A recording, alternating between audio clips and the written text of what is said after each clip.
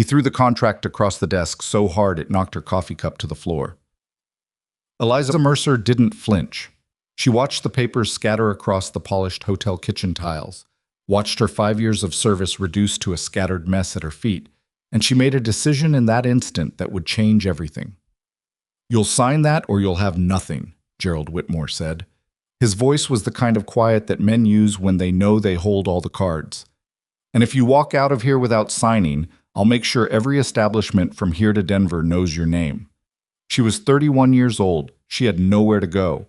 And she picked up her apron, folded it neatly on the counter, and walked out anyway. If this story moves something in you, if you've ever been underestimated, overlooked, or forced to start over with nothing, hit that subscribe button and stay with me until the end.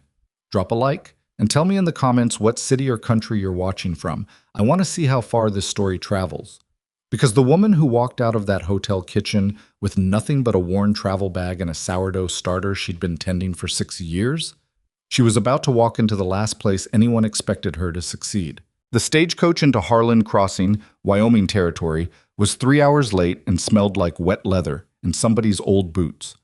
Eliza sat with her travel bag pressed between her feet, her hands folded in her lap, and watched the high plains flatten out in every direction until the sky seemed too big to be real. She had not slept in 2 days.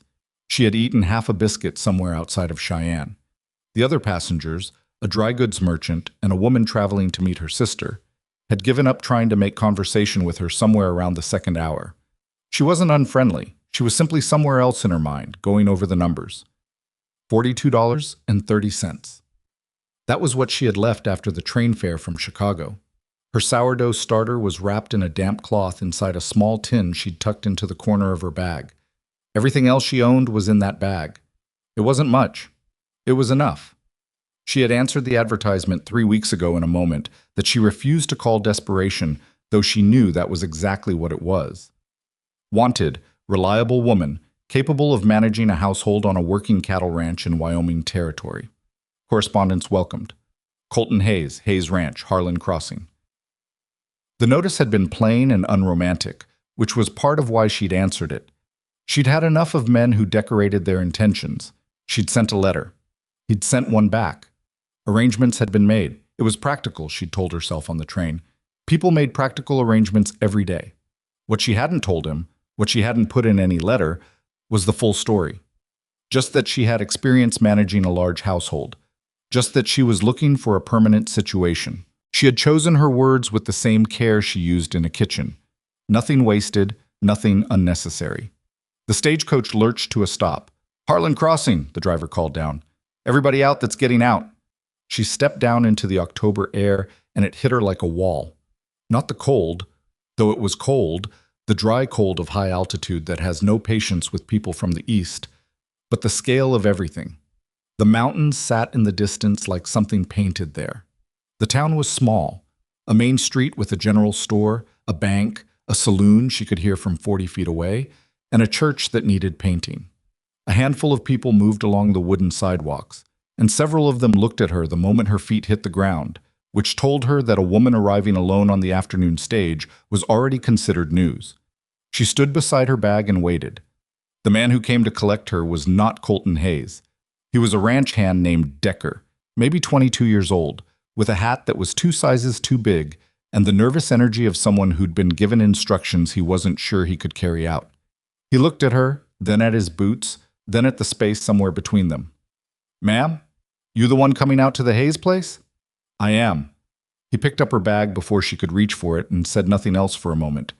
Then, "Mr. Hayes said to bring you out directly. He said he'd be in from the north pasture before supper." "That's fine." He helped her into the wagon with an awkward formality that made her think someone had coached him on how to behave, and they rode out of Harlan Crossing without another word. Eliza watched the town disappear behind them and felt the vastness of the territory press in from all sides. This was the thing no one warned you about. Not the cold, not the isolation, the size of it, the way the land made you feel like whatever you'd been before didn't quite matter out here. She wasn't sure if that was terrifying or if it was exactly what she'd needed.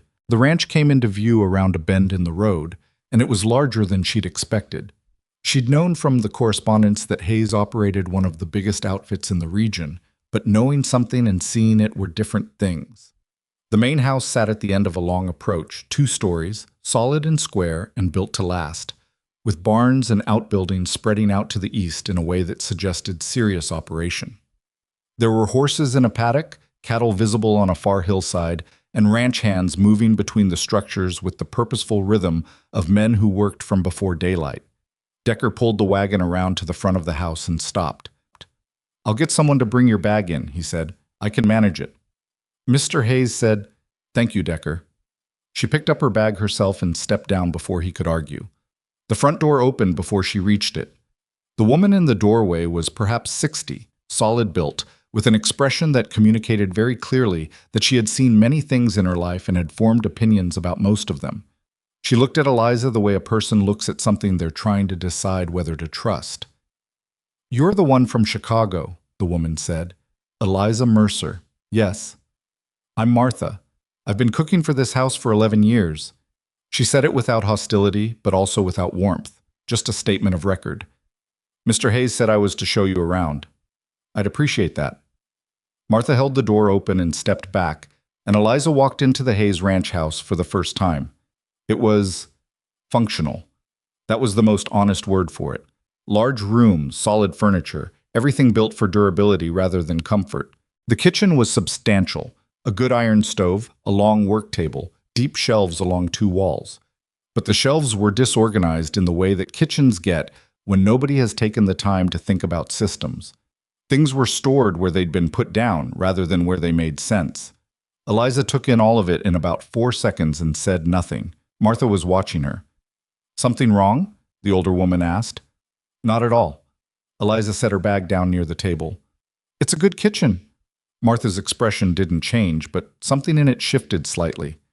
"Mr. Hayes takes his supper at 7. He likes beef when we have it, which is always. He doesn't like things overseasoned. He doesn't like to be kept waiting." "Understood." "The hands eat in the cookhouse. You won't be responsible for that." "All right." "You'll have the room at the end of the upstairs hall." Martha paused. "I want you to know I'm not going anywhere. Mr. Hayes didn't ask me to leave. If that's what you were expecting, I wasn't." Eliza met her eyes directly. "I have no interest in replacing anyone. I'm here to help manage the household. Whatever that looks like, we'll figure it out." Martha studied her for a moment longer than was comfortable. Then she turned and walked toward the stairs. "Come on. I'll show you your room." Well, Colton Hayes came in at 6:47. Eliza heard him before she saw him. Boots on the porch, the sound of the front door, and then a low conversation with someone near the entry that she couldn't make out. She was at the stove, working with what she'd found in the kitchen, which was enough to make a meal if not a remarkable one. She had reorganized exactly 1 shelf while Martha watched with arms crossed, and had asked for nothing except the location of the salt. When he appeared in the kitchen doorway, she turned. He was taller than she'd imagined from the letters, which told her nothing because she'd tried very hard not to imagine anything. Wide through the shoulders in the way of men who do physical work. Somewhere in his mid-40s, with a face that had been weathered by every kind of weather, and a set to his jaw that suggested he made decisions and then lived with them. He looked at her the way she'd been looked at all day. Assessing, measuring, but his was different from the others. Less curiosity, more like a man checking whether a piece of equipment was what the invoice said it was. She held his gaze. "Miss Mercer," he said. "Mr. Hayes. You made it out all right." "The stage was late." "Usually is." He was quiet a moment. "Decker said you carried your own bag." "I did." He seemed to be deciding something. "Supper smells reasonable." "It'll be ready at 7.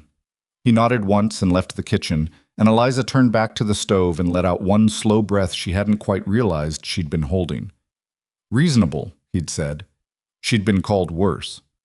Supper was quiet. Colton Hayes ate with the efficiency of a man who had things to think about, and he asked 2 questions. Whether her journey had been uncomfortable, and whether she'd had any experience with large households. She answered both truthfully, in the most general terms she could manage, and he seemed satisfied, which meant he didn't ask anything further. It was Martha who watched her most carefully through the meal, from her seat at the far end of the table. The older woman ate without speaking, but her eyes moved between Eliza and Colton Hayes with the attentiveness of someone who had long held a household together and was not sure yet whether this new arrival was a help or a threat. After supper, Colton pushed back his chair and said, "I'll want to talk through the household accounts tomorrow morning, 7 o'clock. "I'll be ready."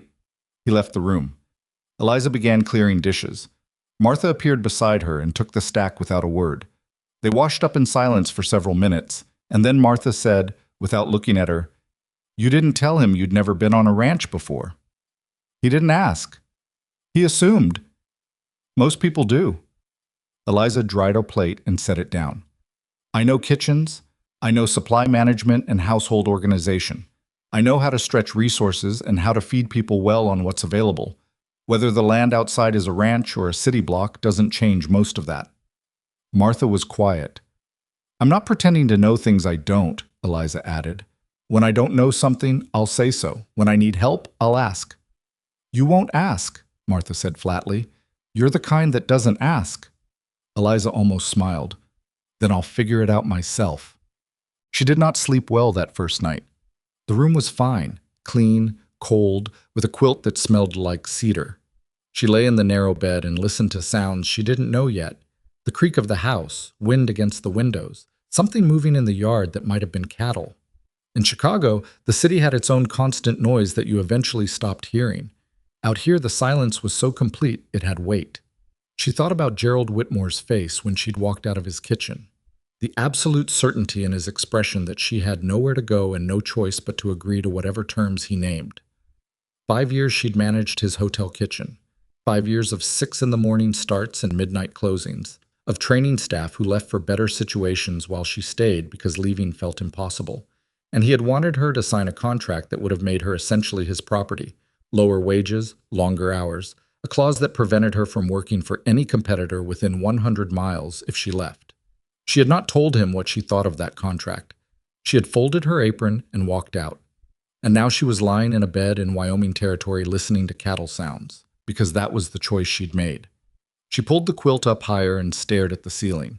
The sourdough starter was in its tin on the windowsill. It would need feeding in the morning. It always needed feeding. It had been needing feeding for 6 years, ever since she'd coaxed it into existence from flour and water and the particular wild yeast that lived in a specific corner of the hotel kitchen. She'd carried it across 3 states, and she was not entirely sure she could explain why, except that it was something she had built from nothing, something alive that depended on her and thrived under her attention, and she had never once let it die. She supposed that was explanation enough. The morning arrived faster than she expected, cold and gray and already busy with ranch sounds. She was dressed and in the kitchen before 5:30, and she had coffee on and a full breakfast built by the time Colton Hayes appeared in the doorway at 10 to 6. He stopped. She set a plate on the table. "You're up early," he said. "I'm always up early." He sat down and looked at the plate. Eggs, fried salt pork, biscuits. The biscuits made from the starter, which had been active enough after feeding for a quick rise. Not the biscuits she could make with a full setup, but better than anything from last night's flat pan bread she'd seen on the shelf. He took one, broke it open, and paused. "What's different about this?" "Sourdough." He looked up. "I brought a starter with me from Chicago. Been keeping it going for 6 years. It changes the texture." She poured coffee. "If it's not to your taste, I can go back to standard." He said nothing for a moment. Then he took a bite, chewed. "Leave it," he said. It was not a compliment exactly, but from a man like Colton Hayes she was beginning to understand it was about as close as things got. The household accounts meeting at 7 confirmed several things she had already suspected. Hayes Ranch ran at a scale that would have overwhelmed most housekeepers, feeding a rotating workforce of 15 to 22 hands through the cookhouse, managing the main house for Colton and the occasional guest, maintaining supplies for the winter months when roads became impassable and deliveries could not be counted on. The previous system, such as it was, had been built on familiarity and habit rather than real organization. Martha knew where everything was because she had put it there, but there was no written inventory, no system for tracking what was being used against what was coming in, no planning for projected need. Eliza sat across the desk from Colton and asked questions. He answered them in the direct way of someone who had never had to think too carefully about the household because it had always been someone else's problem. "When did you last take full inventory of the dry stores?" she asked. Martha handles that. When did Martha last take full inventory? A pause. You'd have to ask Martha. I will. She made a note. Your supply runs. How often? And from where? Harlan Crossing General Store, twice a month. Sometimes Cheyenne if there's something they can't get. And in winter? We stock up in October. October usually covers us through March. Usually. He met her eyes. Usually. What happened last winter? There was a beat. We ran short on salt and flour toward the end. What did you do? Made do. His voice was clipped. This was not a comfortable subject. It wasn't a disaster. No, she said carefully. But it didn't have to be close either. She set down her pencil. I'd like to do a full inventory of the dry stores today, and the root cellar, if there is one. There is. And I'll want to understand what the cookhouse goes through in a typical week. Is there someone there who tracks it? Pete handles the cookhouse. He'd know. Good. She picked up her pencil again. I'll talk to Pete. Colton Hayes was watching her with an expression she couldn't quite read. Not suspicion exactly, more like recalibration, like a man adjusting an estimate he'd made too quickly. You've done this before, he said.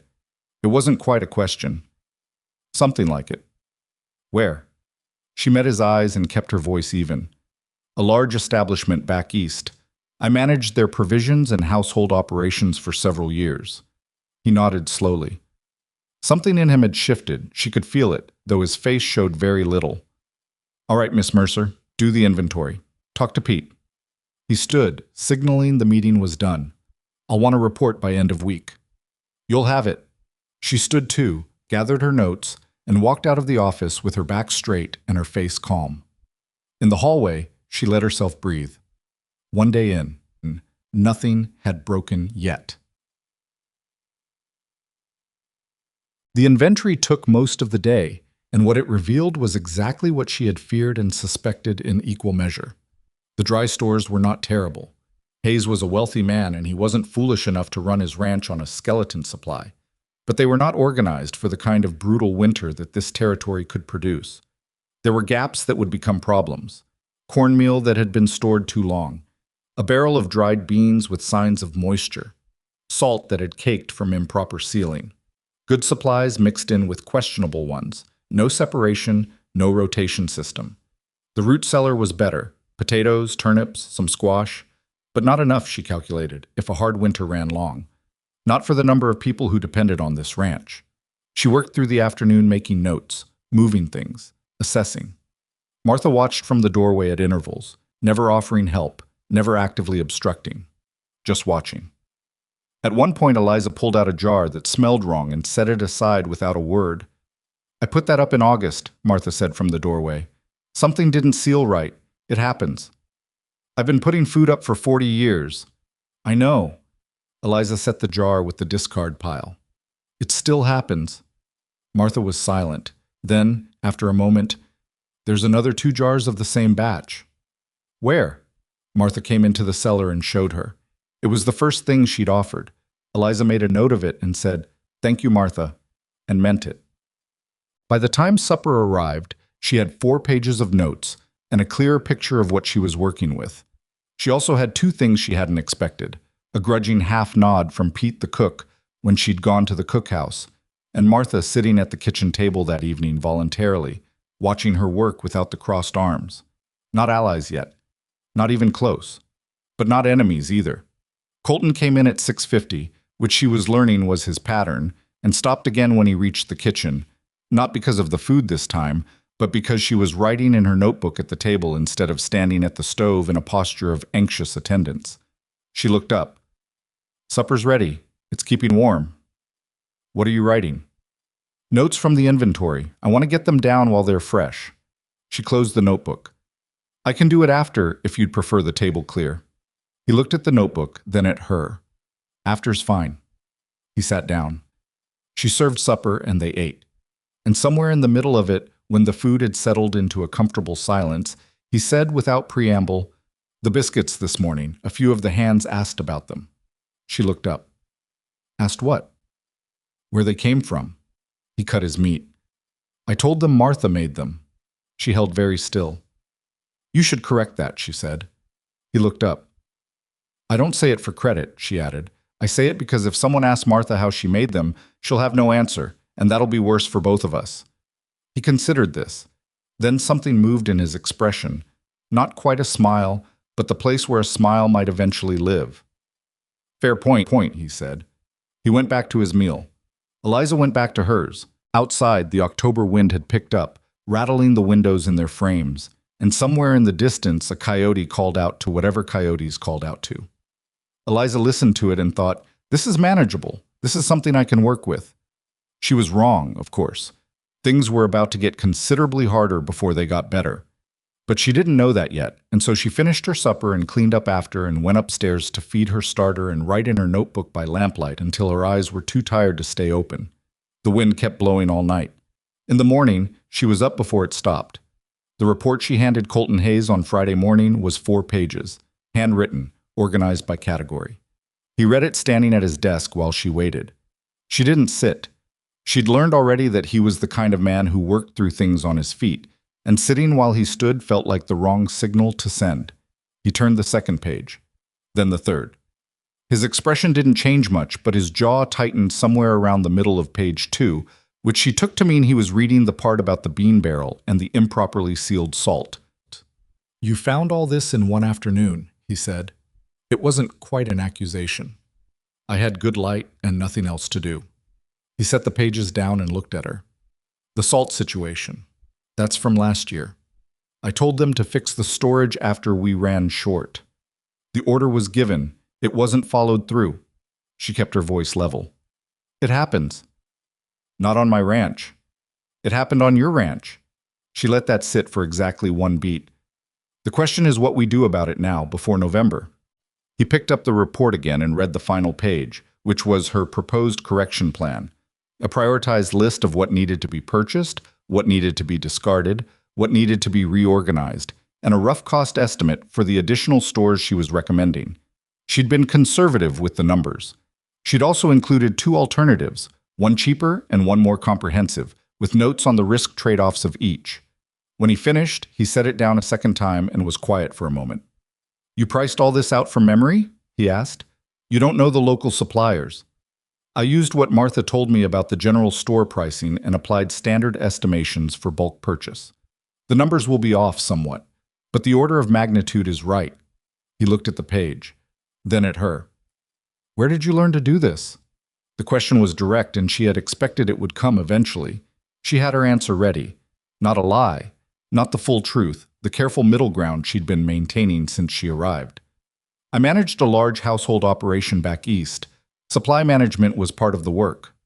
A household, he repeated, and there was something in his tone that said he was filing that answer away as insufficient, but choosing not to push it yet. Yes, he nodded once. All right, I'll approve the middle option. Talk to Harlan's general store. Man's name is Greer. Tell him I sent you and he'll give you the account rate. He picked up his coffee. Take Decker with you for the wagon. I can manage the... Take Decker. His voice wasn't sharp, but it wasn't negotiable either. People in town don't know you yet. Showing up alone to place a large order on my account on your first week here will cause questions I don't have time to answer. She held his gaze. He was right, and she knew it. And she could see that he knew she knew it. Fine, she said. I'll take Decker. She picked up her notebook from the desk and walked toward the door, and he said without looking up from the report again, Good work, Miss Mercer. She didn't stop walking, but she heard it. Oh. The ride into Harlan crossing with Decker was 40 minutes each way, and Decker spent the first 20 of them not saying anything, which suited her fine. He had the quality of a young man who was working something out, and she had learned from years of managing kitchen staff that people who were working something out should generally be left to work it out. Around the halfway point, he said, some of the hands were talking. About what? He adjusted the reins. About you. About whether you'd last. She looked out at the flat land. What's the current thinking? Mixed. He said it like he was sorry about it. Most of them figure you're a city woman and city women don't stick. Tom Briggs has got a bet running. Says you'll be gone before first hard snow. He paused. I didn't put money in. Why not? Another pause. You were up before 5 on your second morning, and you didn't complain about the root cellar." He shrugged. "Seemed like maybe you'd stick." She said nothing. "Tom Briggs is loud," Decker added, as if this were relevant information. "I'll keep that in mind." They rode the rest of the way into town without talking, and when they pulled up in front of the general store and she climbed down, she could feel eyes on her from the sidewalk. Harlan Crossing was a small enough place that a new face was news, and a new face arriving on a Hayes Ranch wagon was more interesting than most news. She walked into the store and asked for Mr. Greer. He was behind the counter, a compact man in his 50s with the permanently skeptical expression of someone who'd extended credit unwisely at least once and learned from it. "Mr. Greer, I'm Eliza Mercer. I'm managing the household at Hayes Ranch. Mr. Hayes said to use the account." Greer looked her over with the methodical assessment of a man pricing livestock. "You're the mail-order bride." She had anticipated the word and had decided in advance how she would handle it. "I'm the household manager," she said pleasantly. "Do you have a catalog, or would it be easier to go through the list directly?" He blinked, recalibrated, and reached under the counter for his order book. "List," he said. She gave him the list. He went through it item by item, writing, occasionally quoting a price she either accepted or questioned with a specific counter that left him looking surprised each time she questioned him. She had done enough supply ordering to know when a price was padded. She didn't make a scene about it. She simply asked, in a tone of pleasant curiosity, whether that was the standard account rate or whether there was perhaps a better option for bulk purchase. 3 times out of 4, the number came down. By the end, Greer was looking at her differently. Not warmly. Greer didn't appear to do warmth, but with a grudging attention that felt like a kind of respect. "I'll have most of this ready by Monday," he said. "The extra salt will take until Wednesday." "Monday for the rest is fine. I'll send Decker for the salt on Wednesday." She signed the account form and turned to leave. At the door, a woman was coming in. 40s, well-dressed for a ranch wife, with the brisk manner of someone who ran her own operation and knew it.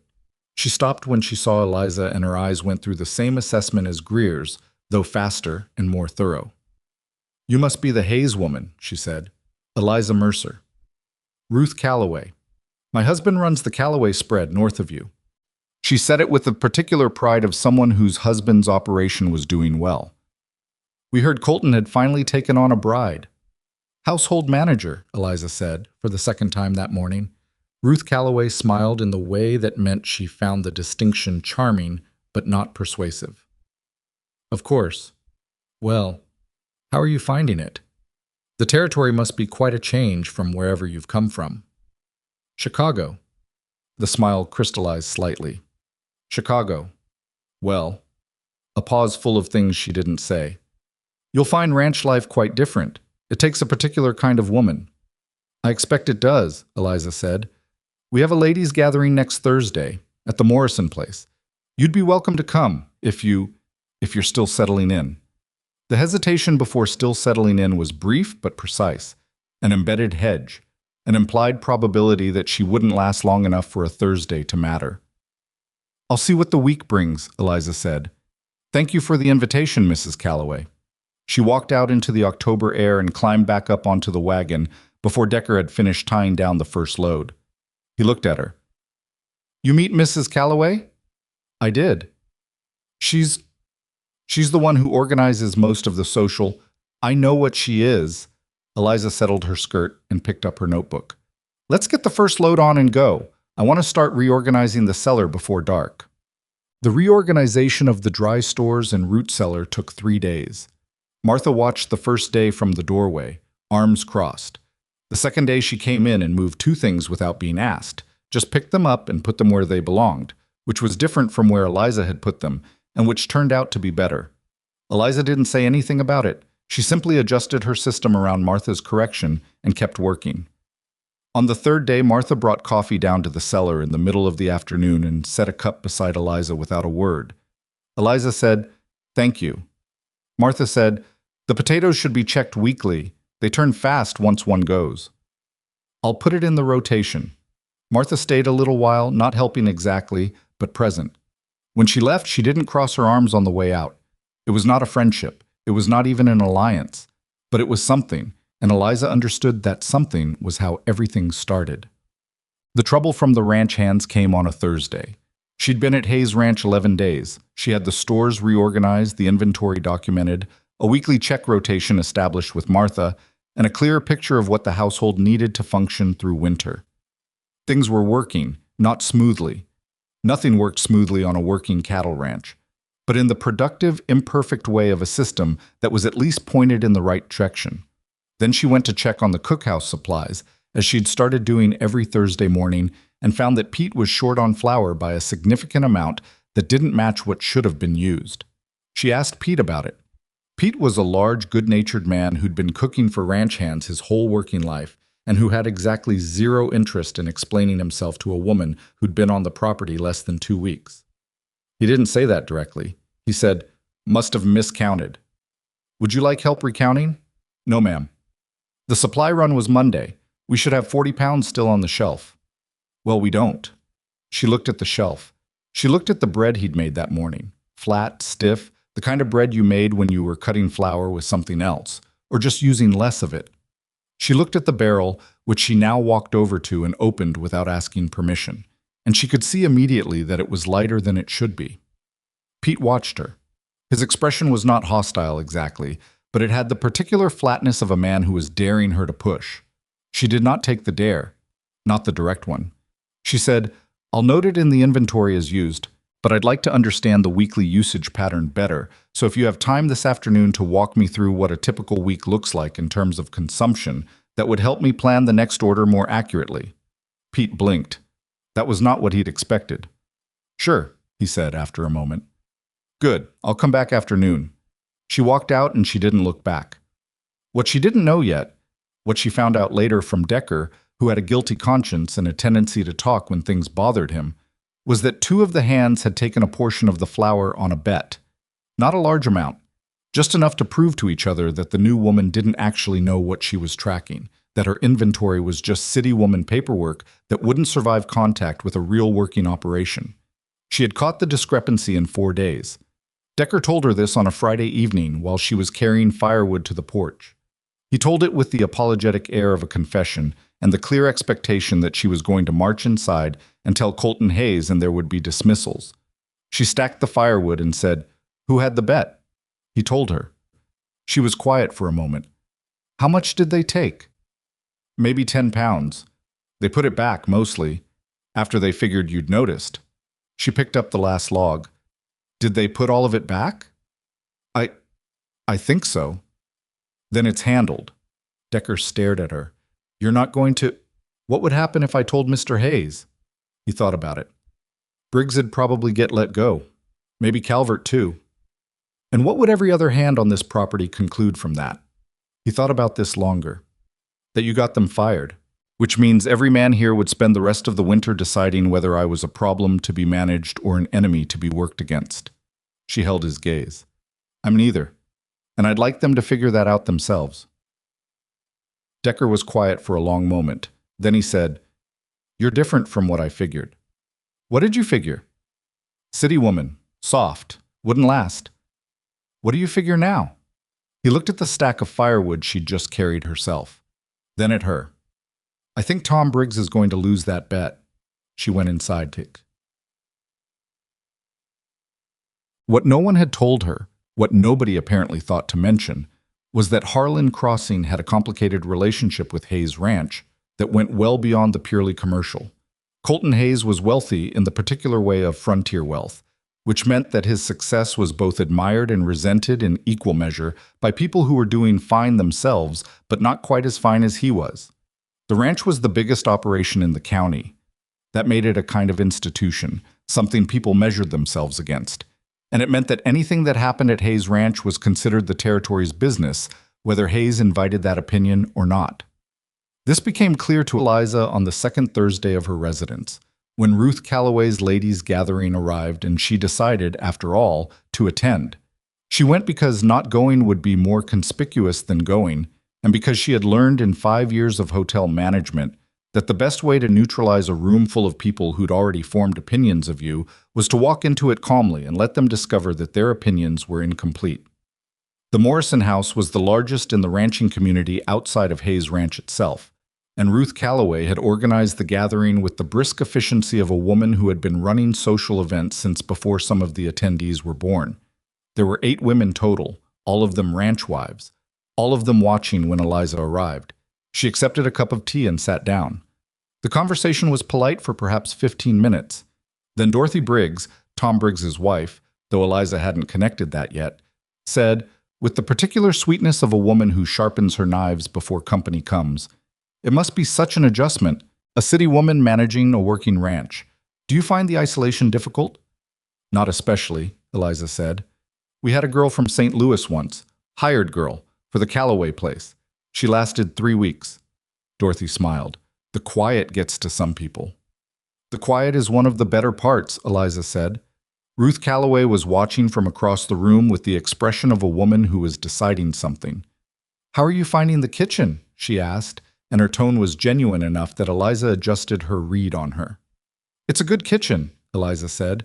"The stove has a hot spot on the left side that you have to account for, but once you learn it, it's fine." Several women nodded at the hotspot observation with the recognition of women who had dealt with difficult stoves. "Martha's been there forever," said a woman named Clara Hendricks, whose husband ran a smaller operation to the south. "She know how you do things yet?" "We're working it out," Eliza said. "Martha doesn't work things out with people. Martha does things her way and waits for people to leave." Clara said it without cruelty, just plainly. "She outlasted 3 housekeepers before you." "I'm aware," Eliza said. "What makes you think you're different?" It was the kind of question that could have been hostile.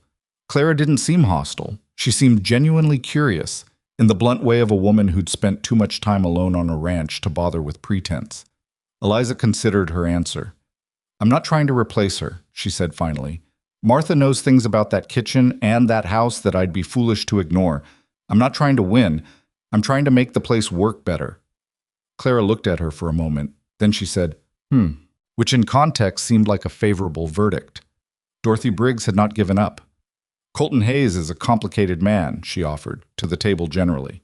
"He's never kept a housekeeper long. Most people think he doesn't really want one. He just thinks he should have one." "Most people may be right about that," Eliza said. "That doesn't change what needs doing." Ruth Calloway made a sound that might, in a certain light, have been the beginning of a laugh. The gathering broke up an hour later, and Eliza drove herself back to the ranch in the small trap Colton had said she could use, and she sat with the conversation all the way home, turning it over, looking at each woman's face again, and sorting them into categories. Some of them would always see her as temporary. Some of them hadn't decided yet. And Clara Hendricks, who had asked the direct question and listened to the direct answer, might eventually become something useful. Not a friend necessarily. A person who paid attention. Sometimes that was more valuable than a friend. The first real test came in the 3rd week of October. One of the hands, a man named Ruiz, solid and experienced, who had worked at Hayes Ranch for 7 years, came to the kitchen door at mid-morning with a cut on his forearm that had gone septic.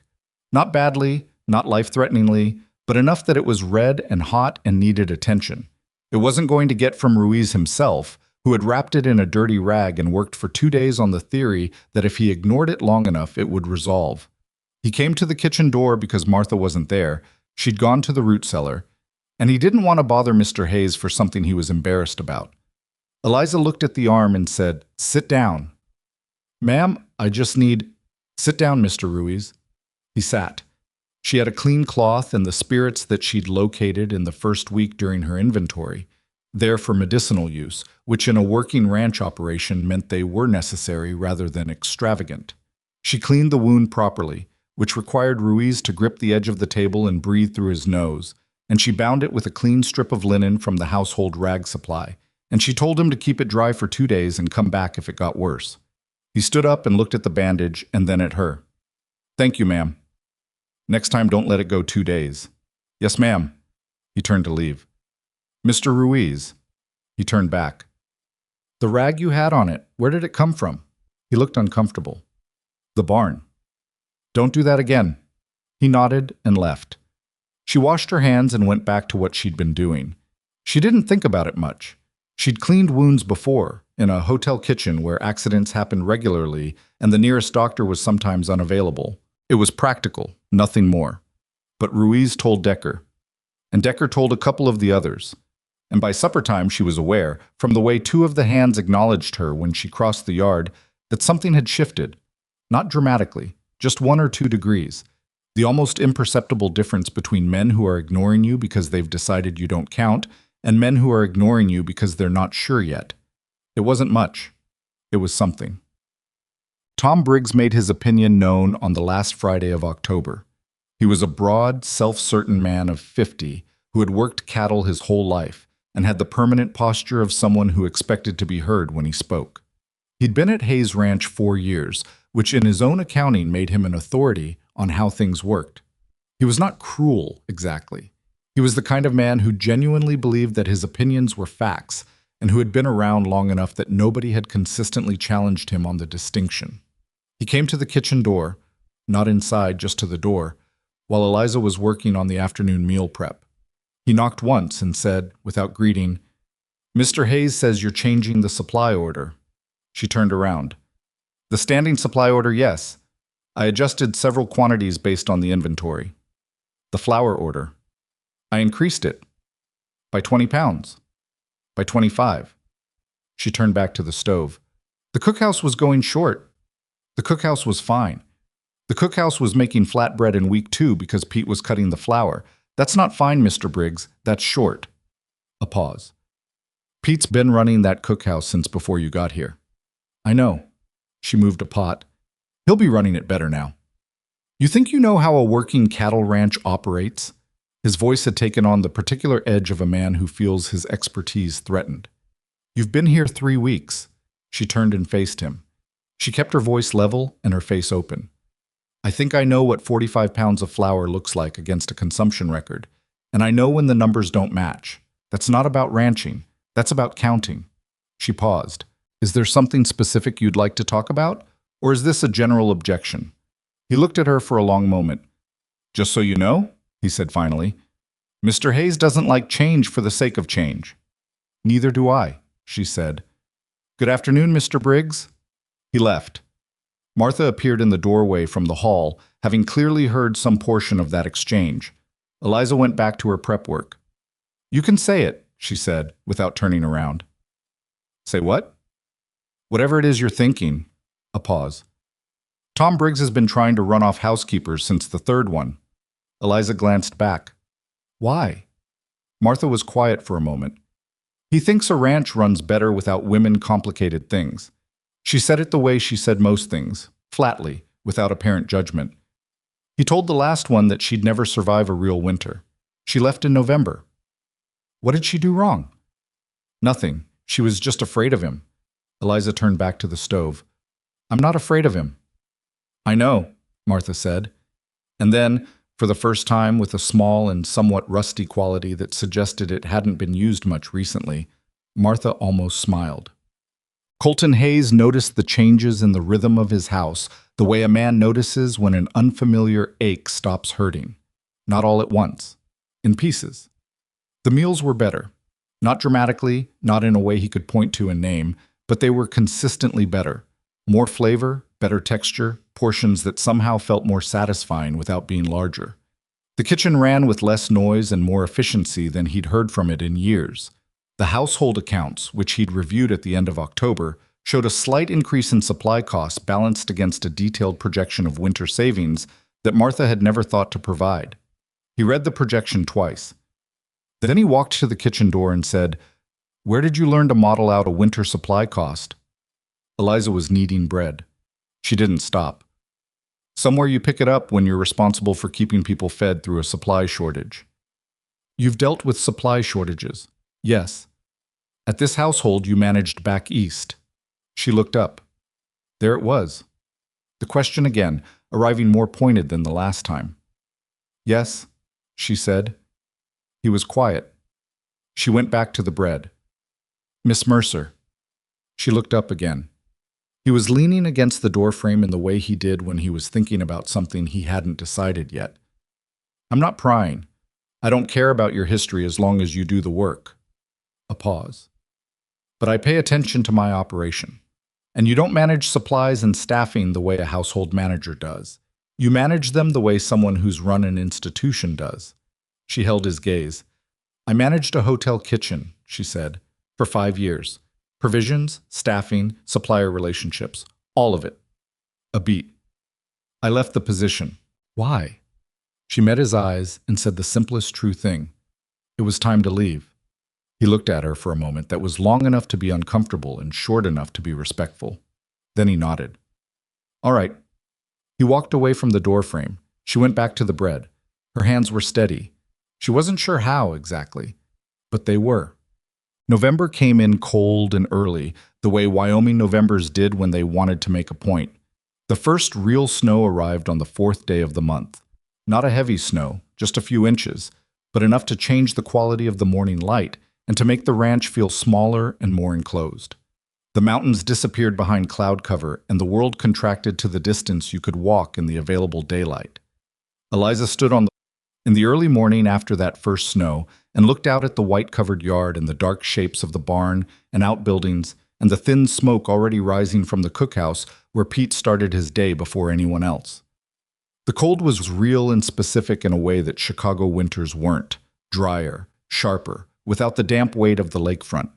She could feel it in her nose and the back of her throat, and she stood there for 3 minutes until she could feel it in her fingers, and then she went back inside. Decker passed her in the doorway. He looked at her, then at the snow. Tom Briggs says the real snow doesn't come until December, he offered. Is that supposed to comfort me? No, ma'am. I think it was supposed to scare you. She picked up her coffee cup. Tell Tom Briggs I've packed the root cellar for a March thaw. Whatever he's planning to throw at me in December, we're ready for it. Decker blinked. Then he grinned. Just for a second, quickly controlled, but she saw it. Yes, ma'am, he said, and went out into the cold. She drank her coffee and looked at the window and thought about what needed doing before the week was out. There was still the question of the preserved vegetables, and the herbs she'd been drying in the back pantry, and the supply run that would need to happen before the roads became difficult. There was always something. She was starting to understand that this was not a problem, but a condition. The ranch demanded continuous management the way a fire demanded continuous fuel. Not because something was wrong, but because that was simply the nature of the thing. She was starting to understand, too, that she didn't mind it. She had spent 5 years managing someone else's institution, building systems and training staff and solving problems that made Gerald Whitmore look competent, and the only thing she had ever owned from any of it was the knowledge in her head and the sourdough starter on the windowsill. Here, the knowledge was being applied to something that might eventually be partly hers. She hadn't let herself think that thought too directly yet. It felt presumptuous. She'd been here less than a month, and Colton Hayes was still deciding what she was, and she was still deciding what this place was to her. But the thought was there. She finished her coffee and went to check on the starter, and then got to work on the morning, the same as every morning, one task at a time, in a house that was cold and imperfect and not yet home, but was, she thought, at least beginning to feel like a possibility. Outside, the snow kept falling, soft and indifferent, covering everything evenly the way it always did. The good ground and the difficult ground alike, patient as anything, waiting to see what would come up in the spring. The second snow came without warning on a Monday. Not the polite dusting of early November.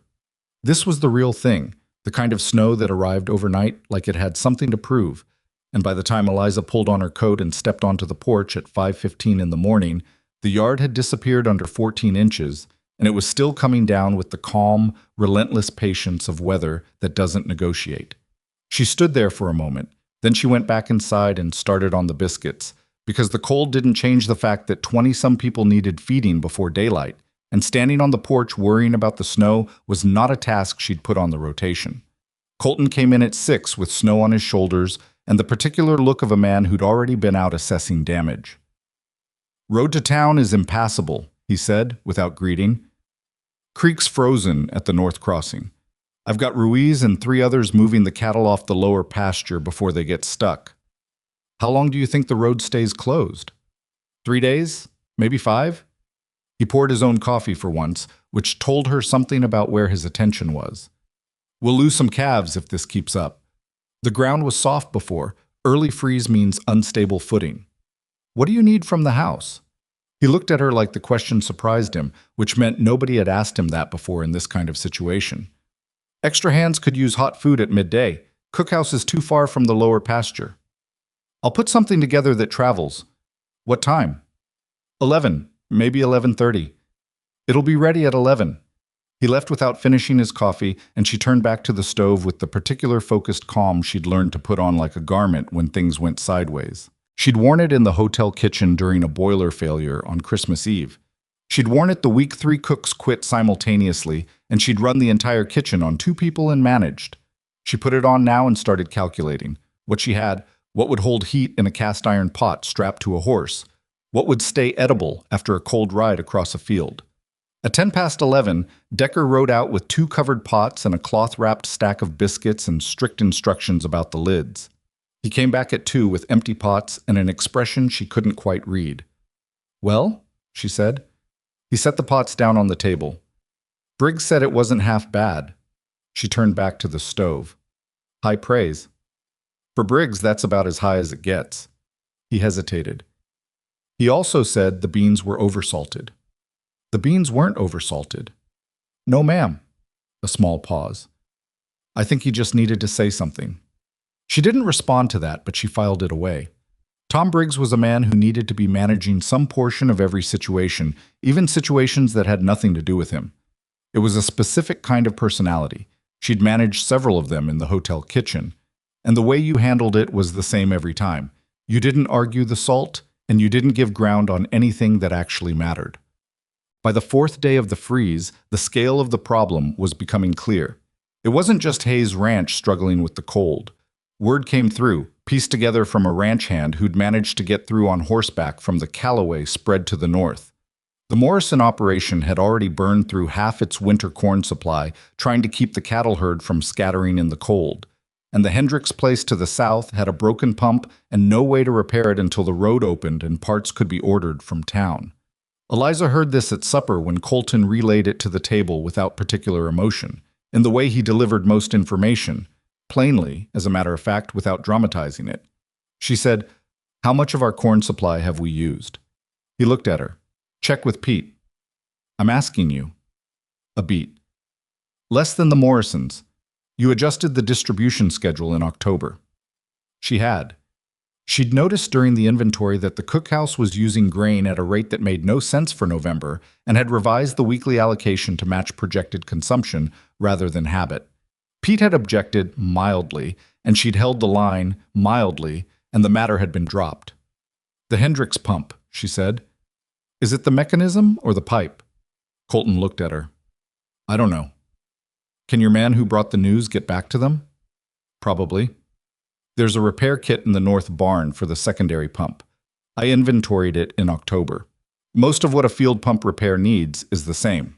She picked up her fork. "If someone could get the kit to them before the pipe freezes worse than it already is, it might save them a week." Colton was quiet for a moment. "I'll send Ruiz in the morning. Tell him the kit's on the second shelf to the left of the door. It's in a canvas roll. I labeled it." He nodded. Martha, at her end of the table, said nothing, but her eyes moved from Eliza to Colton and back, and something in them had changed since October. Not warmth exactly, but a kind of watchful recognition that Eliza was beginning to understand was the closest Martha came to approval. The 5th day of the freeze was the one that tested her. She'd been awake since 4, a restless night, too cold even with the extra quilt, some sound in the house that turned out to be a shutter loose in the wind. And she'd gotten up and gone to the kitchen and started working through the week's resource calculations by lamplight. She had 3 pages of numbers in front of her when she heard the sound from outside. She wasn't sure at first what it was. A low kind of knocking, irregular. She put her coat on and went to the back door and opened it and found 2 of the younger ranch hands, boys really, 17 and 19, newer hires she'd barely spoken to, trying to get a newborn calf through the yard. The animal was dangerously cold. You could see it in the way it moved, the days stumbling, the ribs pushing against thin hide. She looked at the boys. "How long has she been out?" "We don't know. Ruiz found her at the edge of the south pasture, away from the herd. Her mother's gone, probably slipped on the frozen ground. We haven't found her yet." The calf made a sound. "Bring her in," Eliza said. The younger boy, his name was Cal, she'd learned, looked uncertain. "Certain. In the house?" "By the stove. Move." She spent the next 2 hours on the kitchen floor with a calf that had no particular interest in cooperating, rubbing warmth back into the animal with old blankets while heating a mixture that she knew from nothing except a clear-headed assessment of what the animal needed. Warmth, something caloric, something she could get down its throat until it was stable enough for the barn. Martha appeared at 6 and stopped in the kitchen doorway and looked at the scene. Eliza on the floor, 2 tired boys, a half-dead calf, and the kitchen in a state that was going to take some cleaning, and said, "Move your hand, I'll take the back legs." She got on the floor. They worked in silence for a while. Cal watched from the corner with the expression of someone witnessing something he wasn't sure he'd be believed if he described. At 7:15, the calf was stable enough to stand, shaky and irritated and alive. Colton Hayes appeared in the kitchen doorway at 7:30 to find his housekeeper and his 11-year cook sitting on the kitchen floor drinking coffee while a calf stood by the stove working through a bucket of warm mash. He looked at this for a moment. "She'll make it," Eliza said. "Another couple of hours by the stove and she can go back to the barn." "Right," he said. He poured his own coffee and leaned against the counter and watched the calf for a moment. His expression was not readable, which she'd come to understand was how he looked when he was feeling something he didn't know how to put into language. Then he said very quietly, "Good work." It was 2 words. It was also, she knew by now, about as much as Colton Hayes said when something genuinely moved him. Martha caught Eliza's eye over the rim of her coffee cup. The older woman said nothing, but it was the closest she'd come to a smile since Eliza had arrived. The roads opened on the 8th day, and with them came the neighbors. It started with Jim Calloway, who rode in on a Friday afternoon with his hat down against the wind and the particular bearing of a man who was going to ask for something and hadn't decided yet how to frame it. He found Colton in the yard and they talked for several minutes, and then Colton brought him inside and Eliza heard the conversation from the kitchen, not because she was listening, but because the walls of a ranch house in winter are not thick. Calloway's operation had made it through the freeze, but barely. His winter stores, which he'd always considered more than adequate, had proved less resilient than anticipated. He'd run through his salt before the road reopened. He'd managed by borrowing from his own preserved stock, which meant his preservation reserves were now short, which meant he was looking at a gap in February if the winter ran long. "What did your woman do differently?" Calloway asked, and Eliza noted the phrasing but let it go. "She did a full inventory in October," Colton said. "Reorganized the stores, added to the supply order. My wife said the same about the Morrison place, that they should have added to the supply order. But Morrison said the same as I did, that we always get through on what we order." A pause. "We've been getting through on what we order for 20 years. It was a hard freeze. It was. But Hayes, your cookhouse was full. Your house was full. 20 men fed twice a day the whole stretch, and you had stores left." A longer pause. "We were careful." "I want to talk to her," Calloway said. The kitchen went very quiet. Eliza set down the knife she'd been using and waited. "She's managing the household," Colton said. "Not a consultation service." "I know that. I just want to understand the system she put in." Calloway's voice had the flattened quality of a proud man trying to be practical.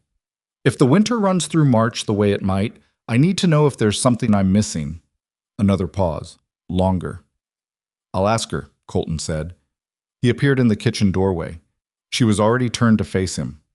"You heard," he said. It wasn't a question. "I heard. Jim Calloway wants to understand how you handled the supply situation. I told him it was your work and I'd ask." He held her gaze. "You don't have to." She considered it for exactly as long as it deserved. "I'll talk to him." She wiped her hands, smoothed her apron, and walked into the main room. Calloway was a big man, somewhere in his 50s, with a rancher's permanent squint and the hands of someone who'd worked cattle in every season. He stood up when she came in, which was either good manners or surprise, possibly both. "Mr. Calloway," she said, "sit down, please. I'll get coffee."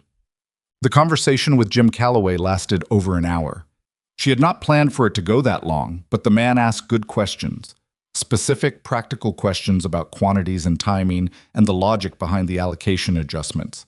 And she answered each one directly, and each answer generated another question.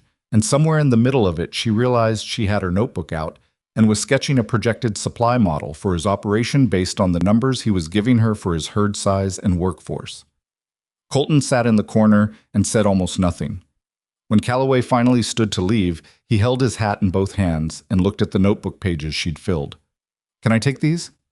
They're rough estimates. Your numbers would need to be verified." "Can I take them?" She looked at Colton. He gave a slight nod that might have meant yes or might have meant whatever you decide. She gave Calloway the pages.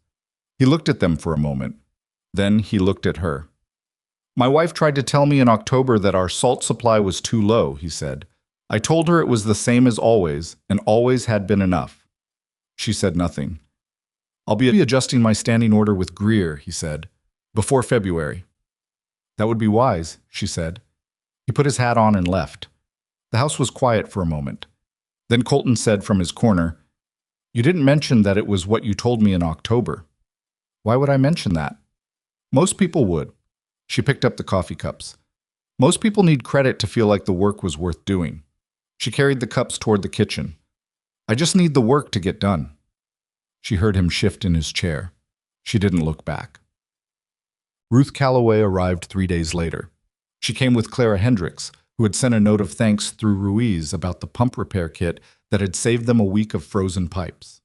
The two women arrived in the Calloway wagon on a Tuesday morning, both of them carrying the particular posture of people who have reconsidered something and are prepared to say so without quite saying so. Eliza gave them coffee and sat down with them at the kitchen table. The conversation opened with general things: the freeze, the road conditions, how various operations in the county had fared. And then Ruth said, with less performance than the first meeting, "Jim told me about your supply model. He said you built a projection for our place from memory, in an hour, without ever having been there. I had numbers from him. The rest was estimation. He said it was accurate within 5% when we checked it against the real counts." Eliza said nothing.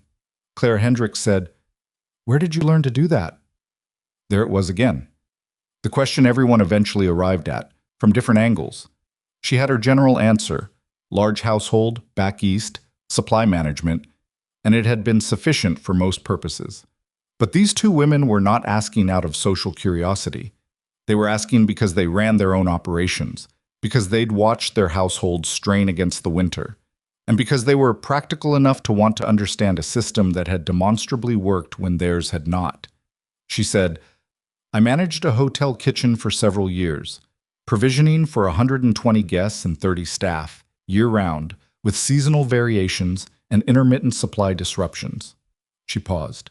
"It teaches you to think about food as a system rather than a collection of individual items." Ruth and Clara exchanged a glance. "A hotel kitchen," Ruth said. "Yes." "In Chicago?" "Yes." "And you left to come here," Clara said. Not an accusation, just the open end of a statement waiting to be completed. "I left to come here," Eliza confirmed, and did not add anything. Another glance between the two women. Then Ruth said with a directness that felt like a decision, "I want to understand the inventory system, not the numbers, the structure, how you think about it." Eliza looked at her. "Why?" "Because if this winter runs another 6 weeks, I need to know what I'm working with before it runs." It was, Eliza thought, the most honest thing Ruth Calloway had said to her. More honest than the ladies' gathering, more honest than the careful social warmth of the first meeting. This was a woman who ran an operation and was willing to set aside pride to understand something that would help it survive. She respected that. "Get out a piece of paper," she said, "and I'll show you." She spent 3 hours with them that Tuesday. Martha came in and out, ostensibly checking on things, actually listening. She didn't sit down. That would have been participation, and Martha was still working up to participation. But she slowed each time she passed, and by the second hour she had stopped leaving the kitchen for more than a few minutes at a stretch. Eliza noticed and said nothing about it. When Ruth and Clara left, they took 4 pages of notes between them. Clara lingered a moment after Ruth went to the wagon. "Dorothy Briggs came to see me last week," she said. Eliza looked up from the table she was clearing. "About what?" "About you." Clara said it plainly. She said that Jim Calloway going to Hayes Ranch for advice was an embarrassment to the county ranching community, that we should all be managing our own affairs, that, well, she looked out the window. She had a lot to say. I imagine she did. I told her that embarrassment was a poor substitute for a full salt barrel in February. Clara picked up her coat. Her husband is still betting you leave before spring. I know. Eliza folded the last page. He told me the beans were over-salted. Clara looked at her. Then something in her face broke into something that wasn't quite a laugh but lived in the same neighborhood. I've known Tom Briggs for 12 years, she said. That is the most Tom Briggs thing I've ever heard. She went out, and the kitchen was quiet, and Martha came in and started on the supper without being asked, and they worked in the same space without speaking, and it was fine. More than fine. It was the specific comfort of shared work between people who had arrived, without announcement, at a mutual understanding.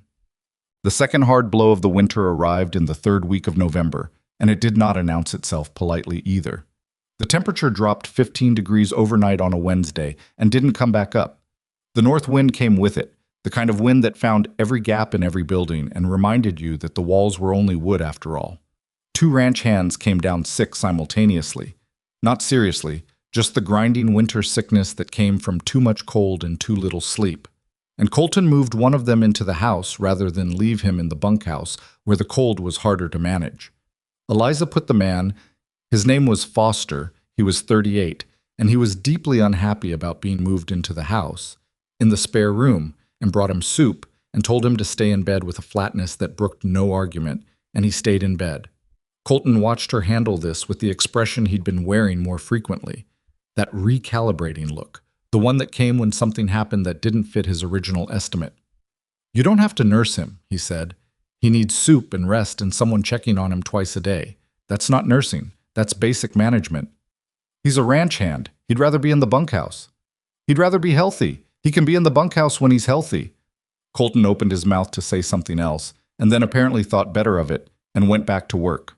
Martha, who had witnessed this exchange from the hall, said to Eliza afterward, "He's not used to anyone holding a position with him." I noticed. Most people fold. I'm not most people. Martha was quiet for a moment. No, she said, with the same rusty quality as the almost smile weeks ago. You're not. It was during Foster's recovery that the conversation happened, the one that changed things, though she didn't know that yet while it was happening. She'd brought Foster his evening soup, and he'd been well enough to sit up and miserable enough to want to talk. And so she'd sat in the chair by the window while he ate and let him talk, which is what sick men mostly needed when they'd been horizontal for 2 days. He talked about the ranch, about how he'd come out here from Missouri, about 3 different operations he'd worked before Hayes, and then he said, "You know what the hands are saying now? About you?" Some version of it.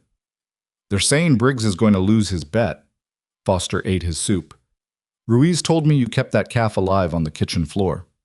Martha helped. Martha doesn't help people. Martha tolerates people. He looked at her over the bowl. You must have done something right. I let her correct my shelving system. Foster thought about this. That would do it, he said. She was quiet for a moment. Can I ask you something? He nodded. Tom Briggs, does he have a real problem with women managing things, or is it specific to me?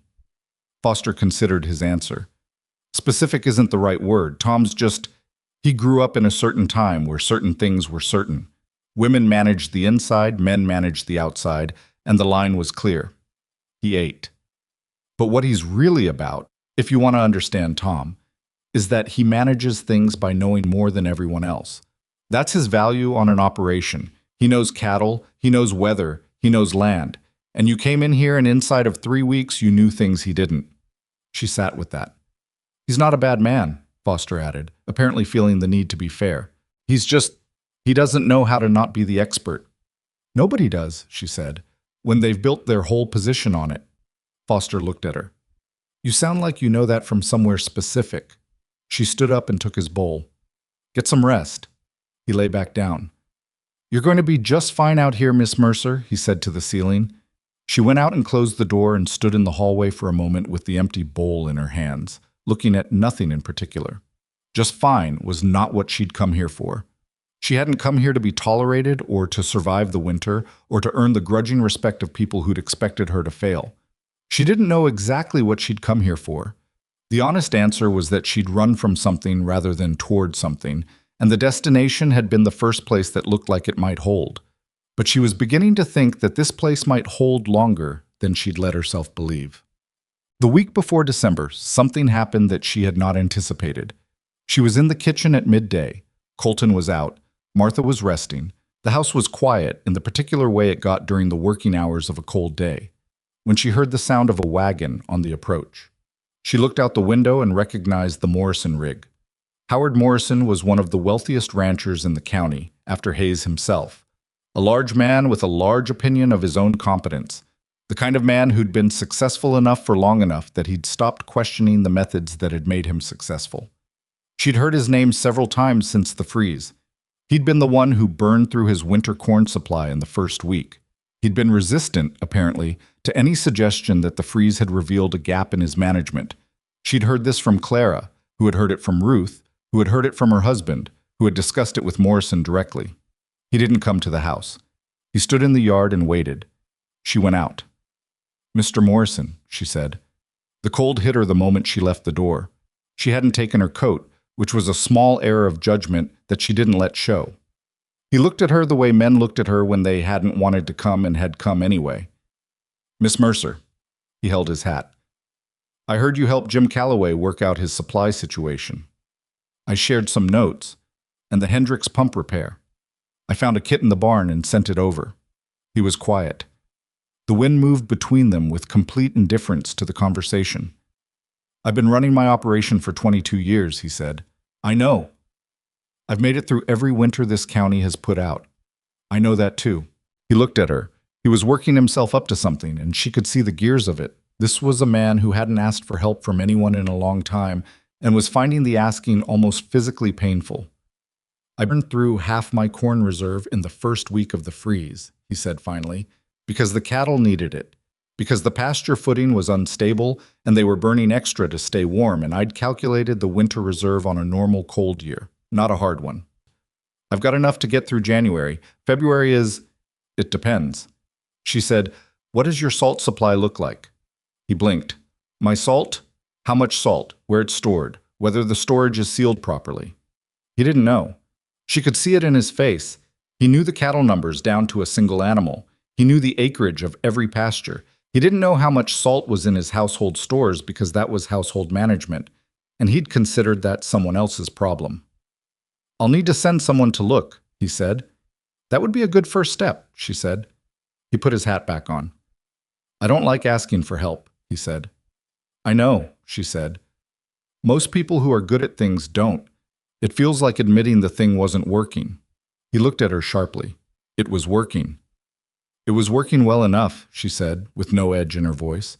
"Hard winters ask for more than well enough." He stood there in the cold for another moment. Then, "Jim Calloway said you built a supply model for him in an hour. With his numbers, I'd need yours. I could send my wife. Or come yourself if you want to understand how it works." Another moment. The wind pushed at his coat collar.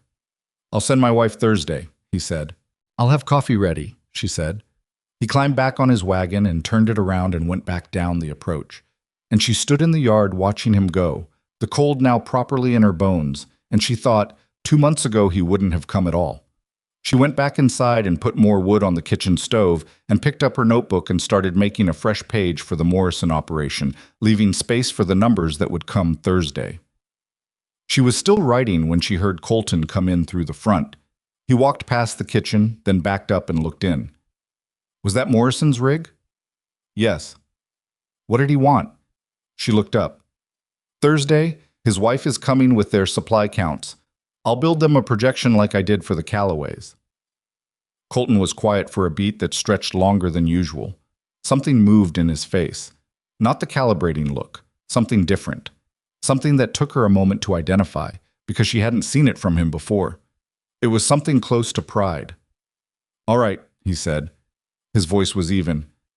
"I'll make sure you have what you need." He moved on down the hall. She went back to her notebook. Outside, the wind dropped for a moment, as it sometimes did in late afternoon, and in the sudden quiet she could hear the cattle on the far pasture, and the sound of the ranch hands somewhere near the barn, and the small persistent sounds of the house itself. The stove, the walls, the particular settling of a structure that had been built to last. It was not a soft sound. It was not a comfortable sound exactly. It was the sound of something real, something that required work and attention, and the willingness to stay when staying was difficult. She had been here 6 weeks. She realized, no longer counting the days toward something else. She was just here, in a kitchen in Wyoming, in a hard winter, building something she didn't have a word for yet. It was enough, for now. The notebook waited. She kept writing. Margaret Morrison arrived on Thursday as promised, and she was nothing like her husband. Where Howard Morrison was broad and self-certain and built his authority from the outside in, Margaret was a compact, observant woman of 50 who had clearly been managing the details of a large operation for decades while her husband managed the idea of it. She came in, took off her coat without being asked, accepted coffee with both hands around the cup, and sat down at the kitchen table with the posture of someone prepared to actually learn something. "Howard said you built a supply model for the Callaways in an hour," she said, "with Jim Callaway's numbers. It goes faster when the person with the numbers is in the room." "I brought the numbers." Margaret set a folded paper on the table. "I've been keeping our household accounts for 23 years. Howard thinks he runs the operation. He runs the cattle." She said it without bitterness, just plainly, the way a person states a fact they made their peace with long ago. Eliza unfolded the paper and looked at it. The numbers were meticulous, better organized than anything she'd seen from the Callaway discussion, with columns and running totals that told the story clearly. "You already track consumption rates," she said. "I always have." "Then you already know where the gap is." Margaret was quiet for a moment. "February," she said. "If the winter runs to the end of February, we're short on corn and salt both. If it breaks early, we're fine. And if it runs to March?" The older woman's jaw tightened slightly. "Then we have a problem." Eliza pulled out her notebook and turned to the Morrison page she'd started Monday. "Then let's build a plan that doesn't depend on the winter being cooperative." They worked for 2 hours. Martha came in and out, slower each pass, and by the second hour she had pulled a chair to the end of the table and was following the figures with the focused attention of a woman who understood that what was being worked out mattered. When Margaret finally stood to leave, she folded her copy of the supply projection with the same care she'd brought the original numbers. She paused at the door. "I've heard Dorothy Briggs talking," she said. "About you." Eliza kept her expression even. "I imagine a lot of people have been. Dorothy is Tom's wife, and Tom needs to be the authority on everything within a 50-mile radius. If he's not the authority, he makes sure the authority is suspect." Margaret buttoned her coat. "I want you to know I don't take my opinions from Dorothy Briggs. I appreciate that. I take them from what I see myself." She looked at Eliza directly. "And what I see is someone who knew what she was doing from the moment she got here and didn't make a show of it." A pause. "That's rarer than you'd think." She left. The kitchen was quiet. Martha was still at the table, looking at the figures Eliza had written. "She's right," Martha said without preamble. Eliza looked over. "About which part?" "About you knowing what you were doing."